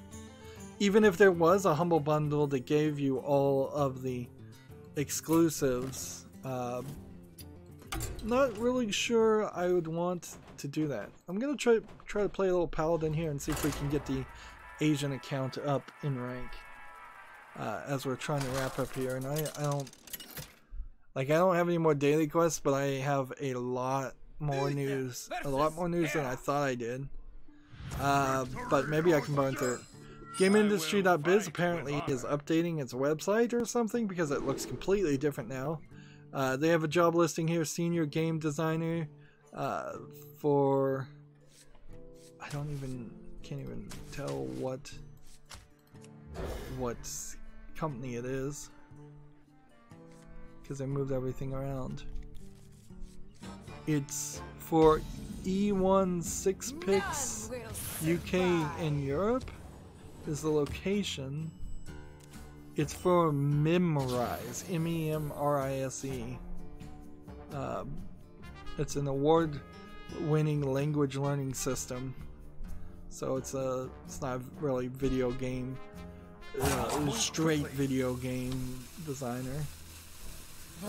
It's a make games that teach languages. Moving on, GameIndustry.biz is got a listing here. Cuphead will bring Xbox Live to Switch. Microsoft plans to add features from its online service to Nintendo's platform with a post-launch update to Studio MDHR's game.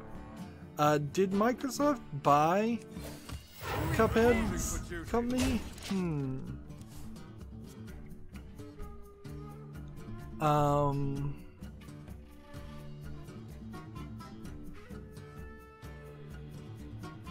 Yeah, I don't think Microsoft owns Studio MDHR. So Microsoft is just doing it not completely out of the kindness of their hearts, but out of a desire to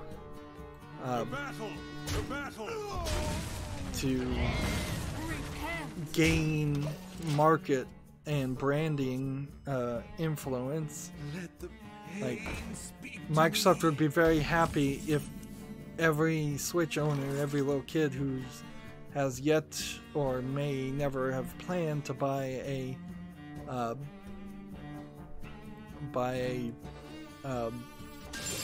Microsoft console or Microsoft game starts having the desire to buy those kind of games. Let's see, 1. The battle. 2. The battle. And 3.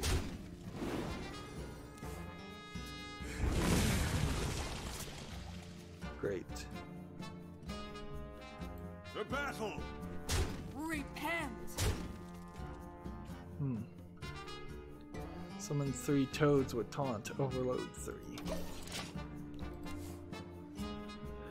There's a article here from EdSurge, EdSurge. Can a neuroscience video game treat ADHD? Question mark. I'm not really gonna get into this article because it's an actual article, unlike video game articles that that means it actually has at least 200 words in it. It's kind of cool. I guess we could show the pictures here and show off the kind of games they're talking about while scanning the brains of children with ADHD. I assume it's children with ADHD. I imagine immediate feedback through brain scanning does probably open the door to several things. The battle. Let's hit that one. Do I want to kill this guy? Repent. Nah, let's just hit that one. I could have summoned some sparks with Rush and overloaded. Repent.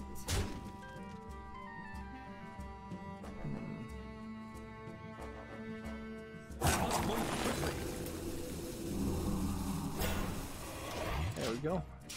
So here they have a single task game where you're supposed to keep your eyes on the car, driving only, or the sign, and then here they have a multitask, sign and drive, so you have to keep an eye on both of them so not really that interesting.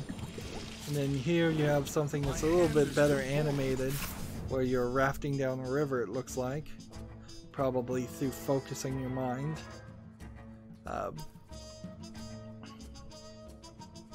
Transform your minions into legendary random minions.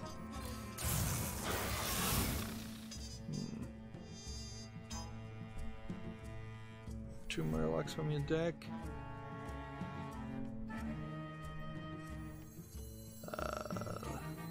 Can I really not do anything else? Alright. It's just end the turn there. So yeah, that's like a medical article though, and medical breakthroughs come out all the time, and they're often 10 years off from ever being actually practical. Already talked about that story, so let's close that.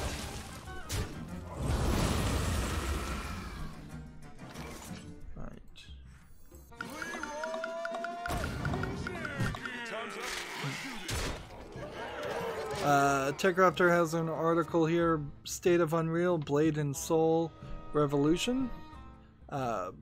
It pushes mobile technology further, apparently, using Unreal Engine 4. This is... that looks pretty good for a mobile game, I have to admit, but this also could be just a stationary thumbnail, and the game itself may not look that good.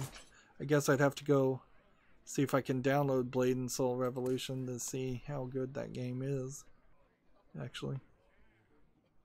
Freeze a minion and deal 3 damage to adjacent ones.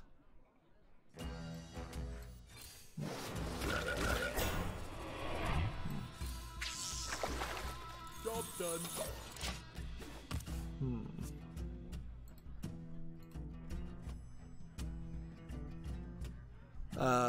Gamatsu has an article, survival horror game Darkwood coming to the Switch in May. Let's see if there's anything. This is Darkwood's thumbnail, I guess. Is there an actual release day? Darkwood was first launched on PC in August of 2017. I wouldn't be surprised if I overlooked it. It does have a Steam page, so we could get some more information from that. So let's click on the Steam page and see how well received it was. This and this and this and in the turn. So Darkwood on Steam here is rated very positively. It looks like it's just a top-down like horror game, but maybe it has some elements there that make it better than what it looks like. So I'm gonna have to double check to make sure this is on the follow list. I'm not sure I'm ready to put it on the wish list, but clearly it's good enough for them to think that it will sell on the Switch. It's kind of odd to be selling a horror game on the Switch in the first place. Try this.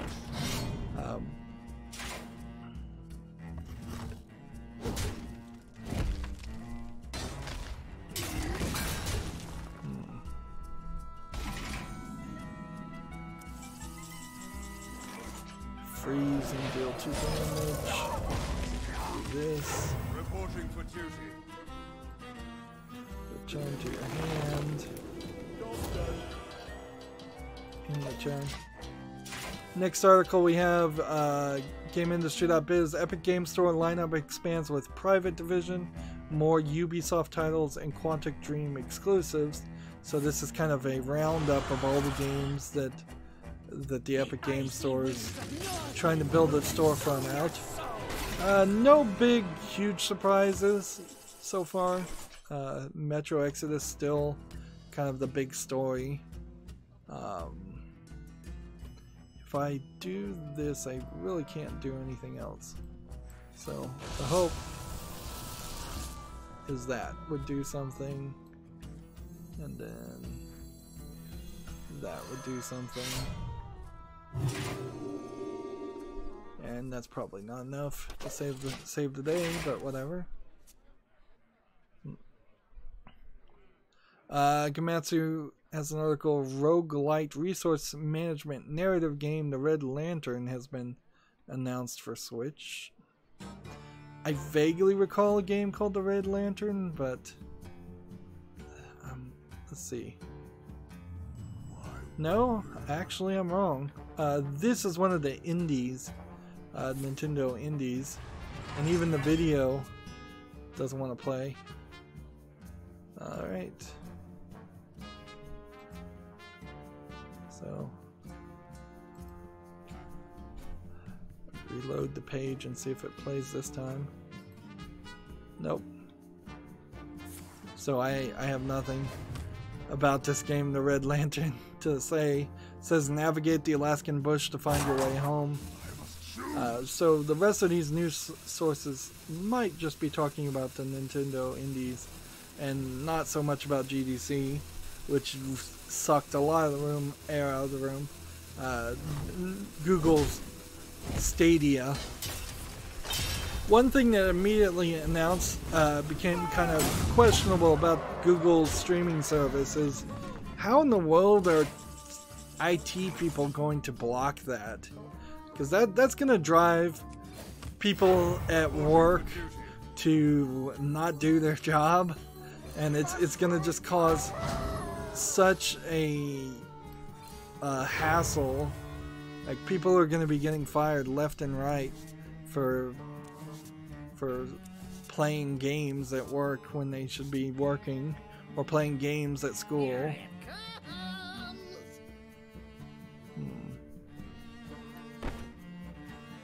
Like, I can kill this. There's kind of no reason to. Game Researcher has an article. Epic expands its dev grants program with $100 million in Epic Mega Grants. This is grants to people who want to make games using the Epic Unreal Engine. Small game developers, I think, for the most part. Neither snow nor rain nor That's wind. really more of a story of just how much money Fortnite is bringing in, that they can spend $100 million to just get more people to use the Unreal Engine, that they can then make profit off of the royalty you have to pay to use the Unreal Engine at a certain point. It's kind of free for a small people that don't expect a lot of sales, but it's not free for big developers or medium developers. Ooh. We could kill some things here. I don't see a real reason to do that.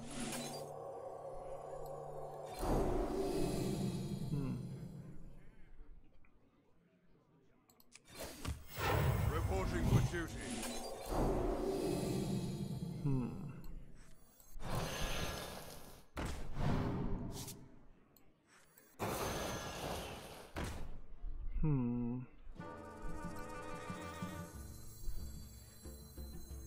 The light protects me. Like, if I swapped the health, I would be able to kill this guy, kill this one, kill this one. It doesn't probably matter too much, though, so leave this where it is. Tech Raptor has an article. Nintendo Direct Stranger 3 the game. Stranger Things 3 the game. So Netflix also has a trailer out for Stranger Things 3, the Netflix season 3.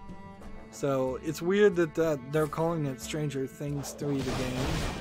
It's clearly not going to be a AAA hyper-realistic game, though. It's going to just be an 80s retro style adventure game. I wouldn't be surprised if the game is not that good. But I bet a bunch of people will buy it anyways. And since this is part of the Nintendo Direct, then it's probably coming out to the Switch. Maybe it's coming to other things. The release is on July 4th, 2019, the same day as the TV series comes out. Which seems like that's probably bad timing. Why not release the game a week before? It can't possibly really spoil the game that much.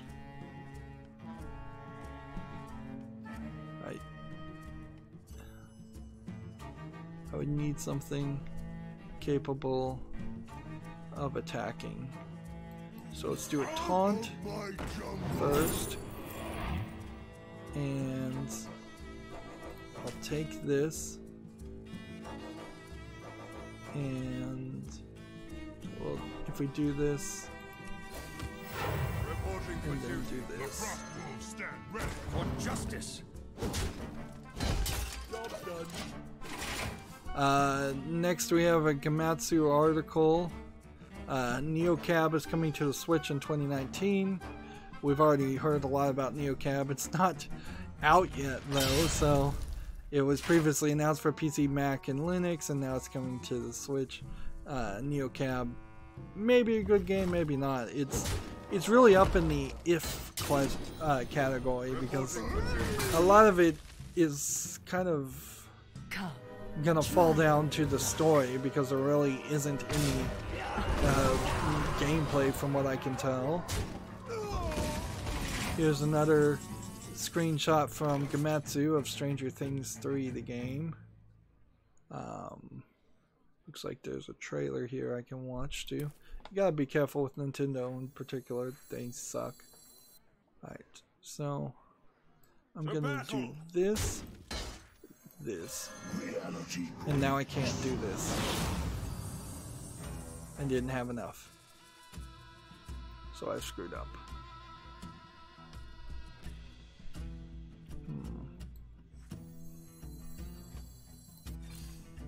Reporting for duty.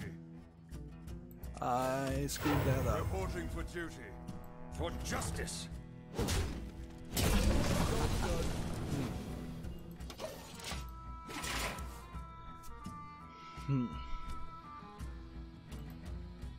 Skip through the Stranger Things trailer. Yeah, it looks like it's kind of a beat 'em up twin stick shooter. Well, not so much even a twin stick shooter, because there isn't shooter. It's a beat 'em up co-op looking adventure game. Kind of reminds me of the Simpsons video game, but not really. It doesn't play like that. It's just like, that's probably the closest TV show tie-in that I've seen in a long time. Alright. All other minions, The battle. prepare The battle. to die. The battle.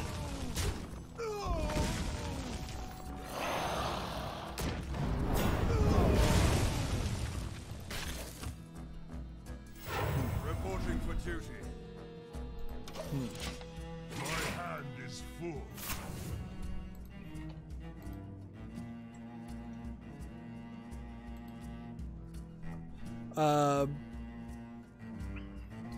Bandai Namco has this game called Rad that I think is also a Nintendo indie that's doing a closed beta, but maybe it's not even a Nintendo indie. I can't really tell anything about it though. The website just wants you to sign up for a closed beta without really knowing anything. It's in partnership with Double Fine, so you'd almost think that it would be a point-and-click adventure, but it isn't. And the idea that Double Fine has time to release another game while they're still working on Psychonauts 2 is questionable.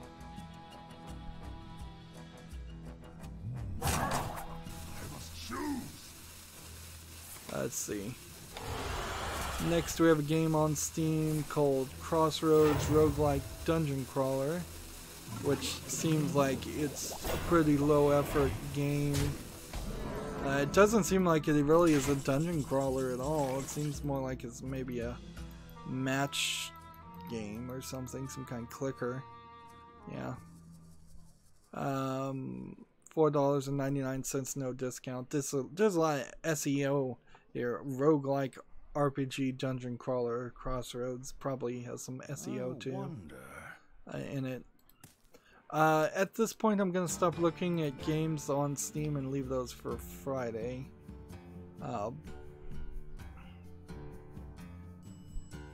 Let's see. To battle. We can kill that guy and basically do nothing else. That, play that, give them all Divine Shield. And that's right. TechRaptor has a article called How Polyslash Approached Wii the Revolution's Gameplay here, and apparently this is Wii the Revolution. I don't know this game though. I'm not even sure this game is out yet. Seems like it's a courtroom drama sort of game, not all. Let's see. See if I can even find out if it is out or where it is.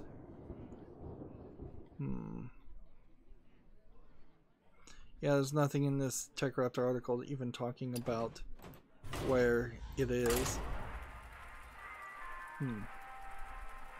So I have to assume this is just a hype article, and the game looks slightly interesting, but that's about it.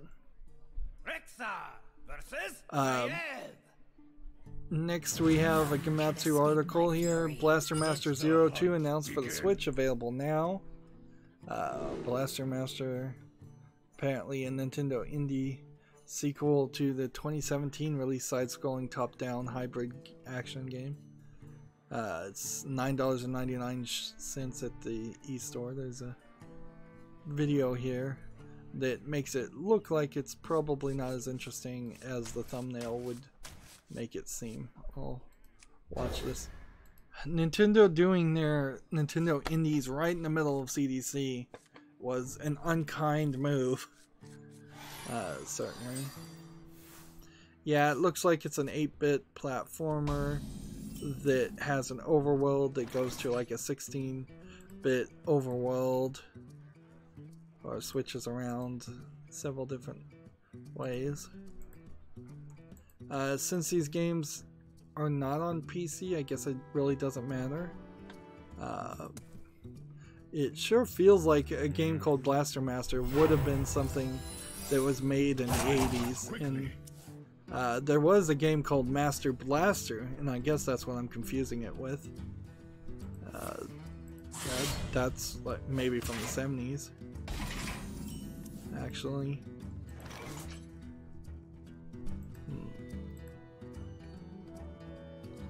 Nice. A lot of these articles might be redundant, so we might be in a good position at this point. TechRaptor has an article here. Nindy Spring Showcase, Cadence of Hyrule announced for spring of 2019.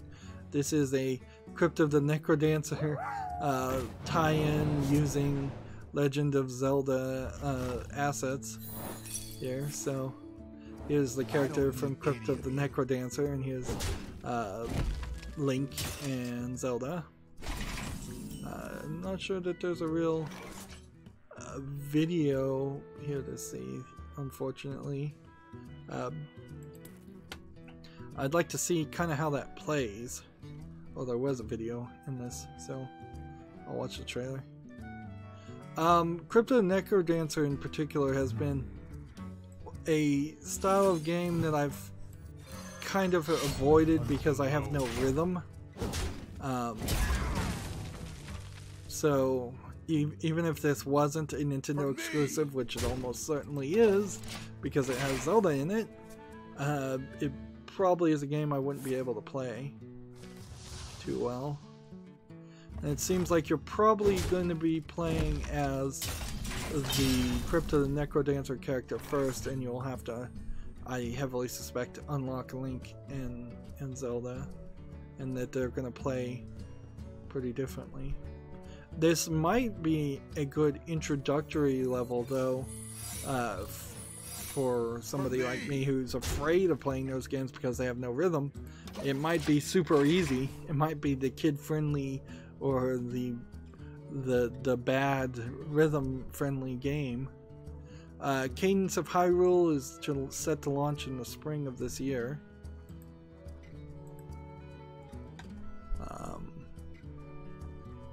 See if there's anything else to say. I would say the Cadence of Hyrule has more of an overworld feel to it, where most of the Crypt of the Necrodancer has a crypt feel because it's in a crypt, it's underground. So it's a little bit more colorful and bright. TechRaptor has another article. Nindy Spring Showcase, explore the open world in Pine August, which Pine August looks like it's going to be an adventure. You play as a human hero named Hugh in a third-person open-world action-adventure game with 5 different factions of human-like animals such as foxes, mooses, crocodile creatures. There's a video here. I'll take a look at it and see if there's anything else to really say there. For me.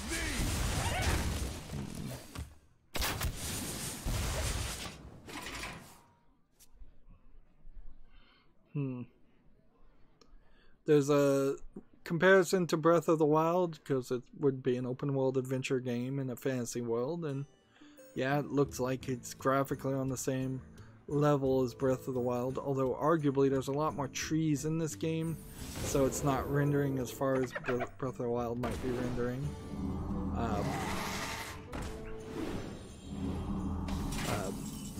But yeah, what this game has to do, whereas other games don't have to do, the Zelda games don't have to do this, is you have to establish this whole universe for the first time, whereas there have been decades of development in the Hyrule universe. This kind of looks like that Star Fox game that wasn't supposed to be a Star Fox game, like Star Fox Crystal Chronicles or Crystal Adventures or something. And they just crammed Star Fox into it, and it made no sense because it was an adventure game, and all the other Star Fox games have been flying around games. It also looks to me, in all fairness, to be a soft kind of furry game. A lot of anthropomorphic human-like animals there. It's so I wouldn't be surprised if they're trying to attract some of that audience. Alright. I've got to get this down in odds. So 50-50 shot to hit this guy. Missed. Darn. So yeah, I'll have to get more details to see if Pine is an interesting game. It could be also really short, even though it isn't. Even if it is a open world game. Wandering monster. And explosion shot.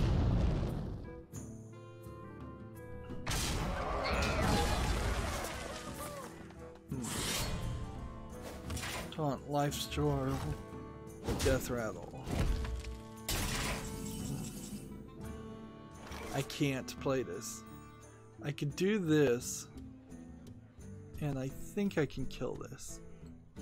So that's my hope. The eternal hunt has begun.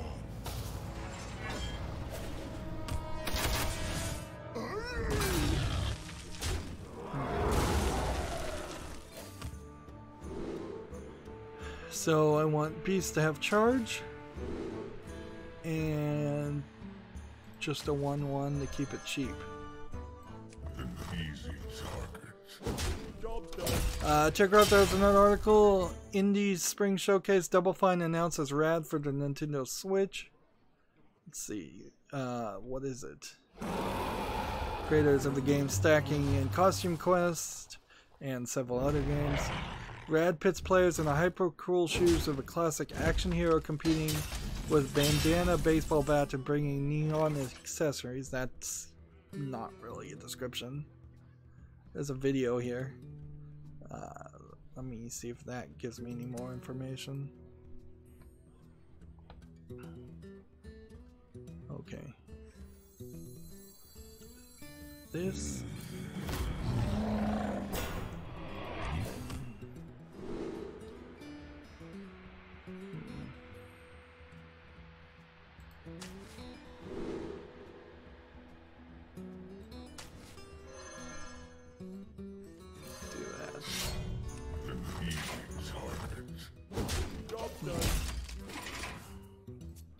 Skipped through this trailer.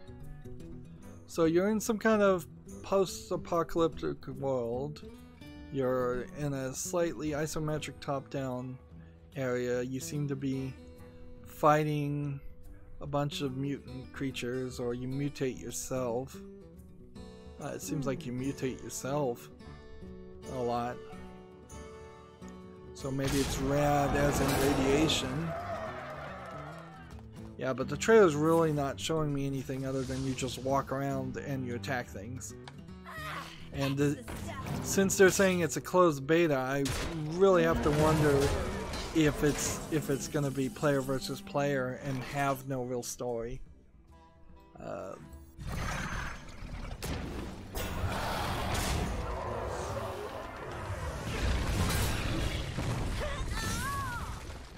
There you go.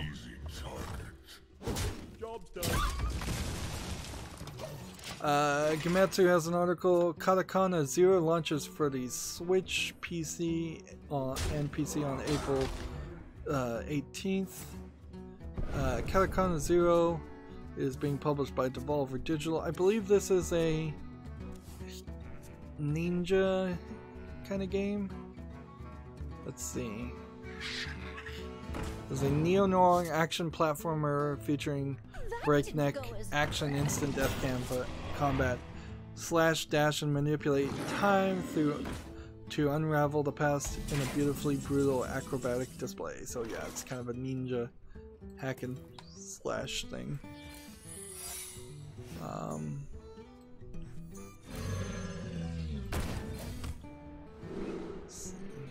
Cheap and cheap. Hit this. Job's done.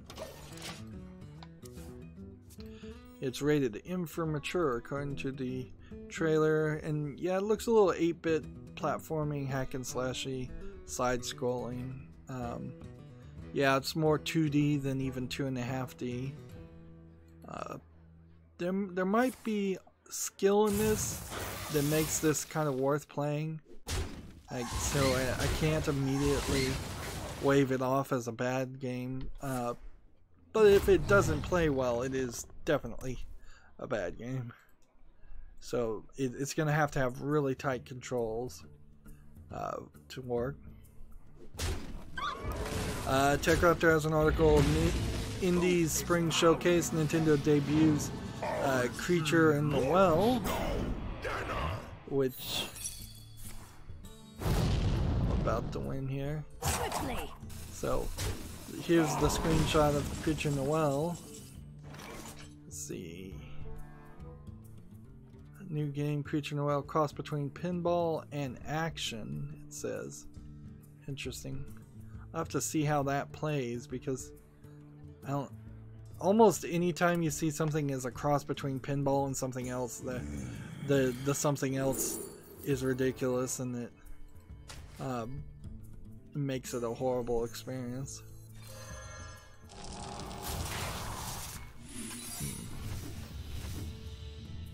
Did I have something here that could have won the game? Not really, because I couldn't have played anything.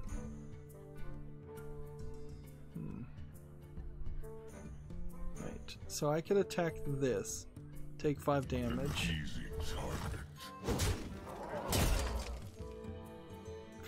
Kind of do that for no reason. Alright. I thought that was gonna kill it, but it clearly didn't.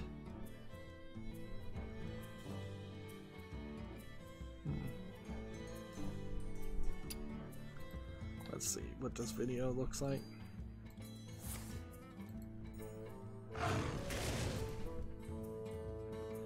So it's a top-down, kind of at an angle view, and it seems like you reach certain platforms and certain enemies where you're just shooting out shots in a pinball bouncy kind of Arkanoid gameplay. I would say it's closer to Arkanoid than pinball, other than the fact that there's a bunch of bumpers and bouncing elements that clearly are intentionally added.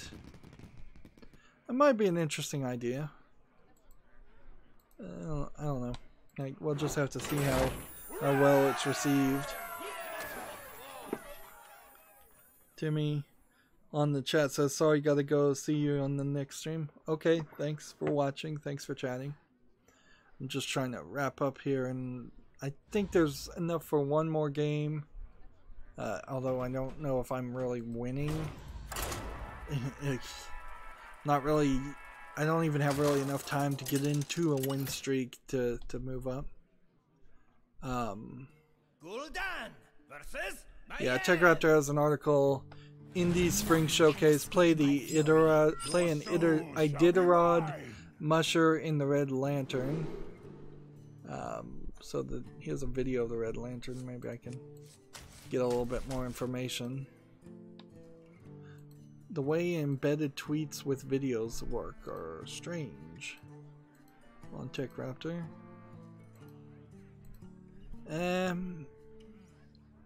It's almost like just a first-person adventure game, like Gone Home, from best I can tell. Like everything is very close to your face and very obvious. That close experience. I'm gonna play this, but probably make a mistake by playing this.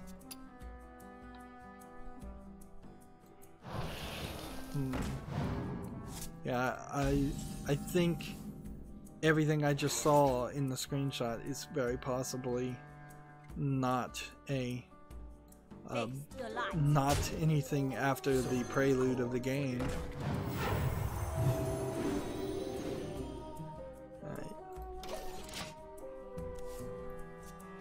Yeah, Gematsu has the same article about Rad. It's apparently coming out for the PS4, Xbox One, Switch, and PC. But they just have the same trailer. I think we've mentioned it several times, but Gematsu has an article. Cuphead is coming to the Switch on April 18th. A free update is due out on all platforms at the same day. I believe this is the free update that will be adding the third character. Otherwise, it's a different free update, I suppose. But that will happen. I don't think that's an exclusive to the Switch.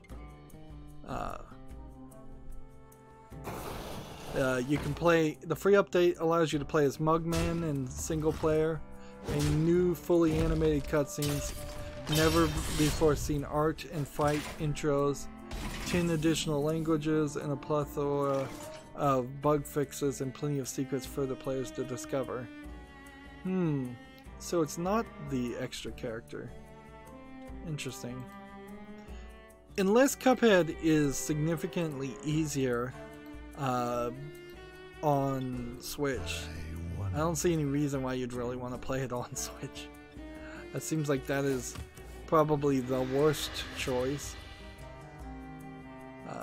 of places you'd want to play it.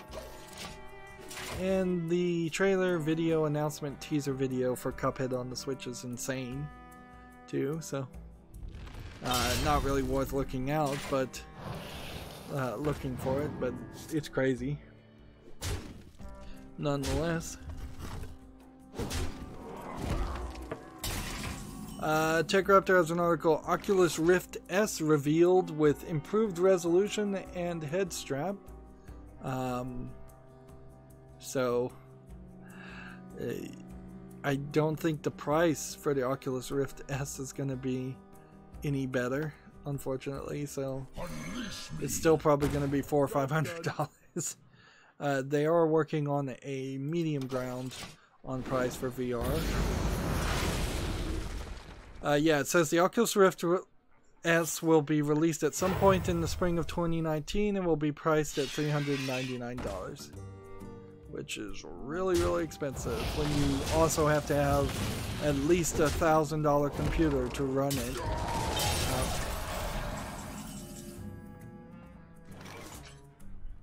Let's see. Unleash me.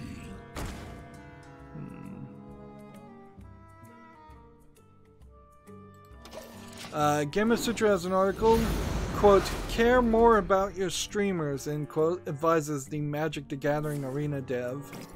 I think for collectible card games in particular, that is true. You really have to kowtow to the streamers and treat them like they are God.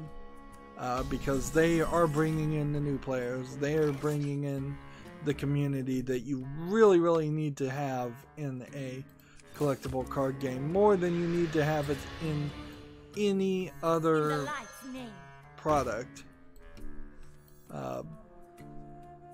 Let's see. Someone call for the doctor. It's playtime. Do this. It probably does not matter anything I'm doing right now. Yeah, literally no card I could play matters because, look, I kill this guy, these two can kill this, and then these two can win the game. If I had played this, maybe I would have gotten a little bit of health, but then that wouldn't have helped either. Unity. GameIndustry.biz has an article. Snapchat to unveil a gaming platform next month, according to this report. Snapchat partner subject expected to see the debut of, quote, Project Cognac with games designed to work within the Snapchat app. Clearly these would be like small-time games. You're not going to see people playing AAA first-person shooters in Snapchat, but there very possibly is a chance there that there's an audience at Snapchat that can't be reached through Steam, can't be reached through other sources. Moving on, I'm just going to finish up the news because there's only a few more things. We have Gematsu, Dragon Ball Fighter Z DLC character Kid Goku from GT screenshots.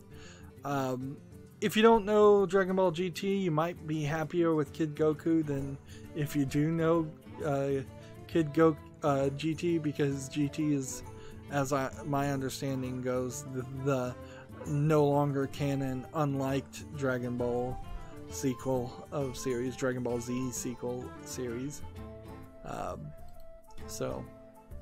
But in the fighting game Dragon Ball Fighter Z, it totally makes sense that all of these would be available. Like you really would want all the skins as possible. GameIndustry.biz has an article here. Kickstarter employees launch a unionization effort. Kickstarter United pursuing improved inclusivity and transparency on all at the crowdfunding platform. Whatever. I mean, it's really hard to unionize in the United States, and I don't see a reason why this would particularly succeed, because you could shut down Kickstarter tomorrow and make a new company, and it would probably have better word of mouth recognition and positive influence than sticking with Kickstarter, because Kickstarter is kind of a symbol of scams and unfulfilled promises. Moving on, TechRaptor has an article. Halo Reach on PC will have no microtransactions and reworked progression. Good to hear that. I did not realize Halo Reach originally had microtransactions, so that would have been really irritating if I bought the Master Chief Collection and it turned out there was a bunch of microtransactions on there. There's a bunch of weirdness with the Master Chief Collection because it's this staggered PC release where Reach comes out, then Halo 1, and then Halo 2, then Halo 3, and so it's just going to slowly move things around. I believe canonically Reach happens before Halo 1, but chronologically the actual release dates, I believe Reach came after 3. So yeah, that's weird. Just weird in a lot of different ways.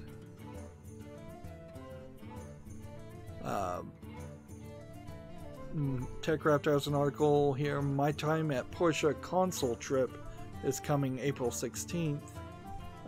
It launched on PC in January of this year, so apparently they've given it a different name, or maybe that's just the article title.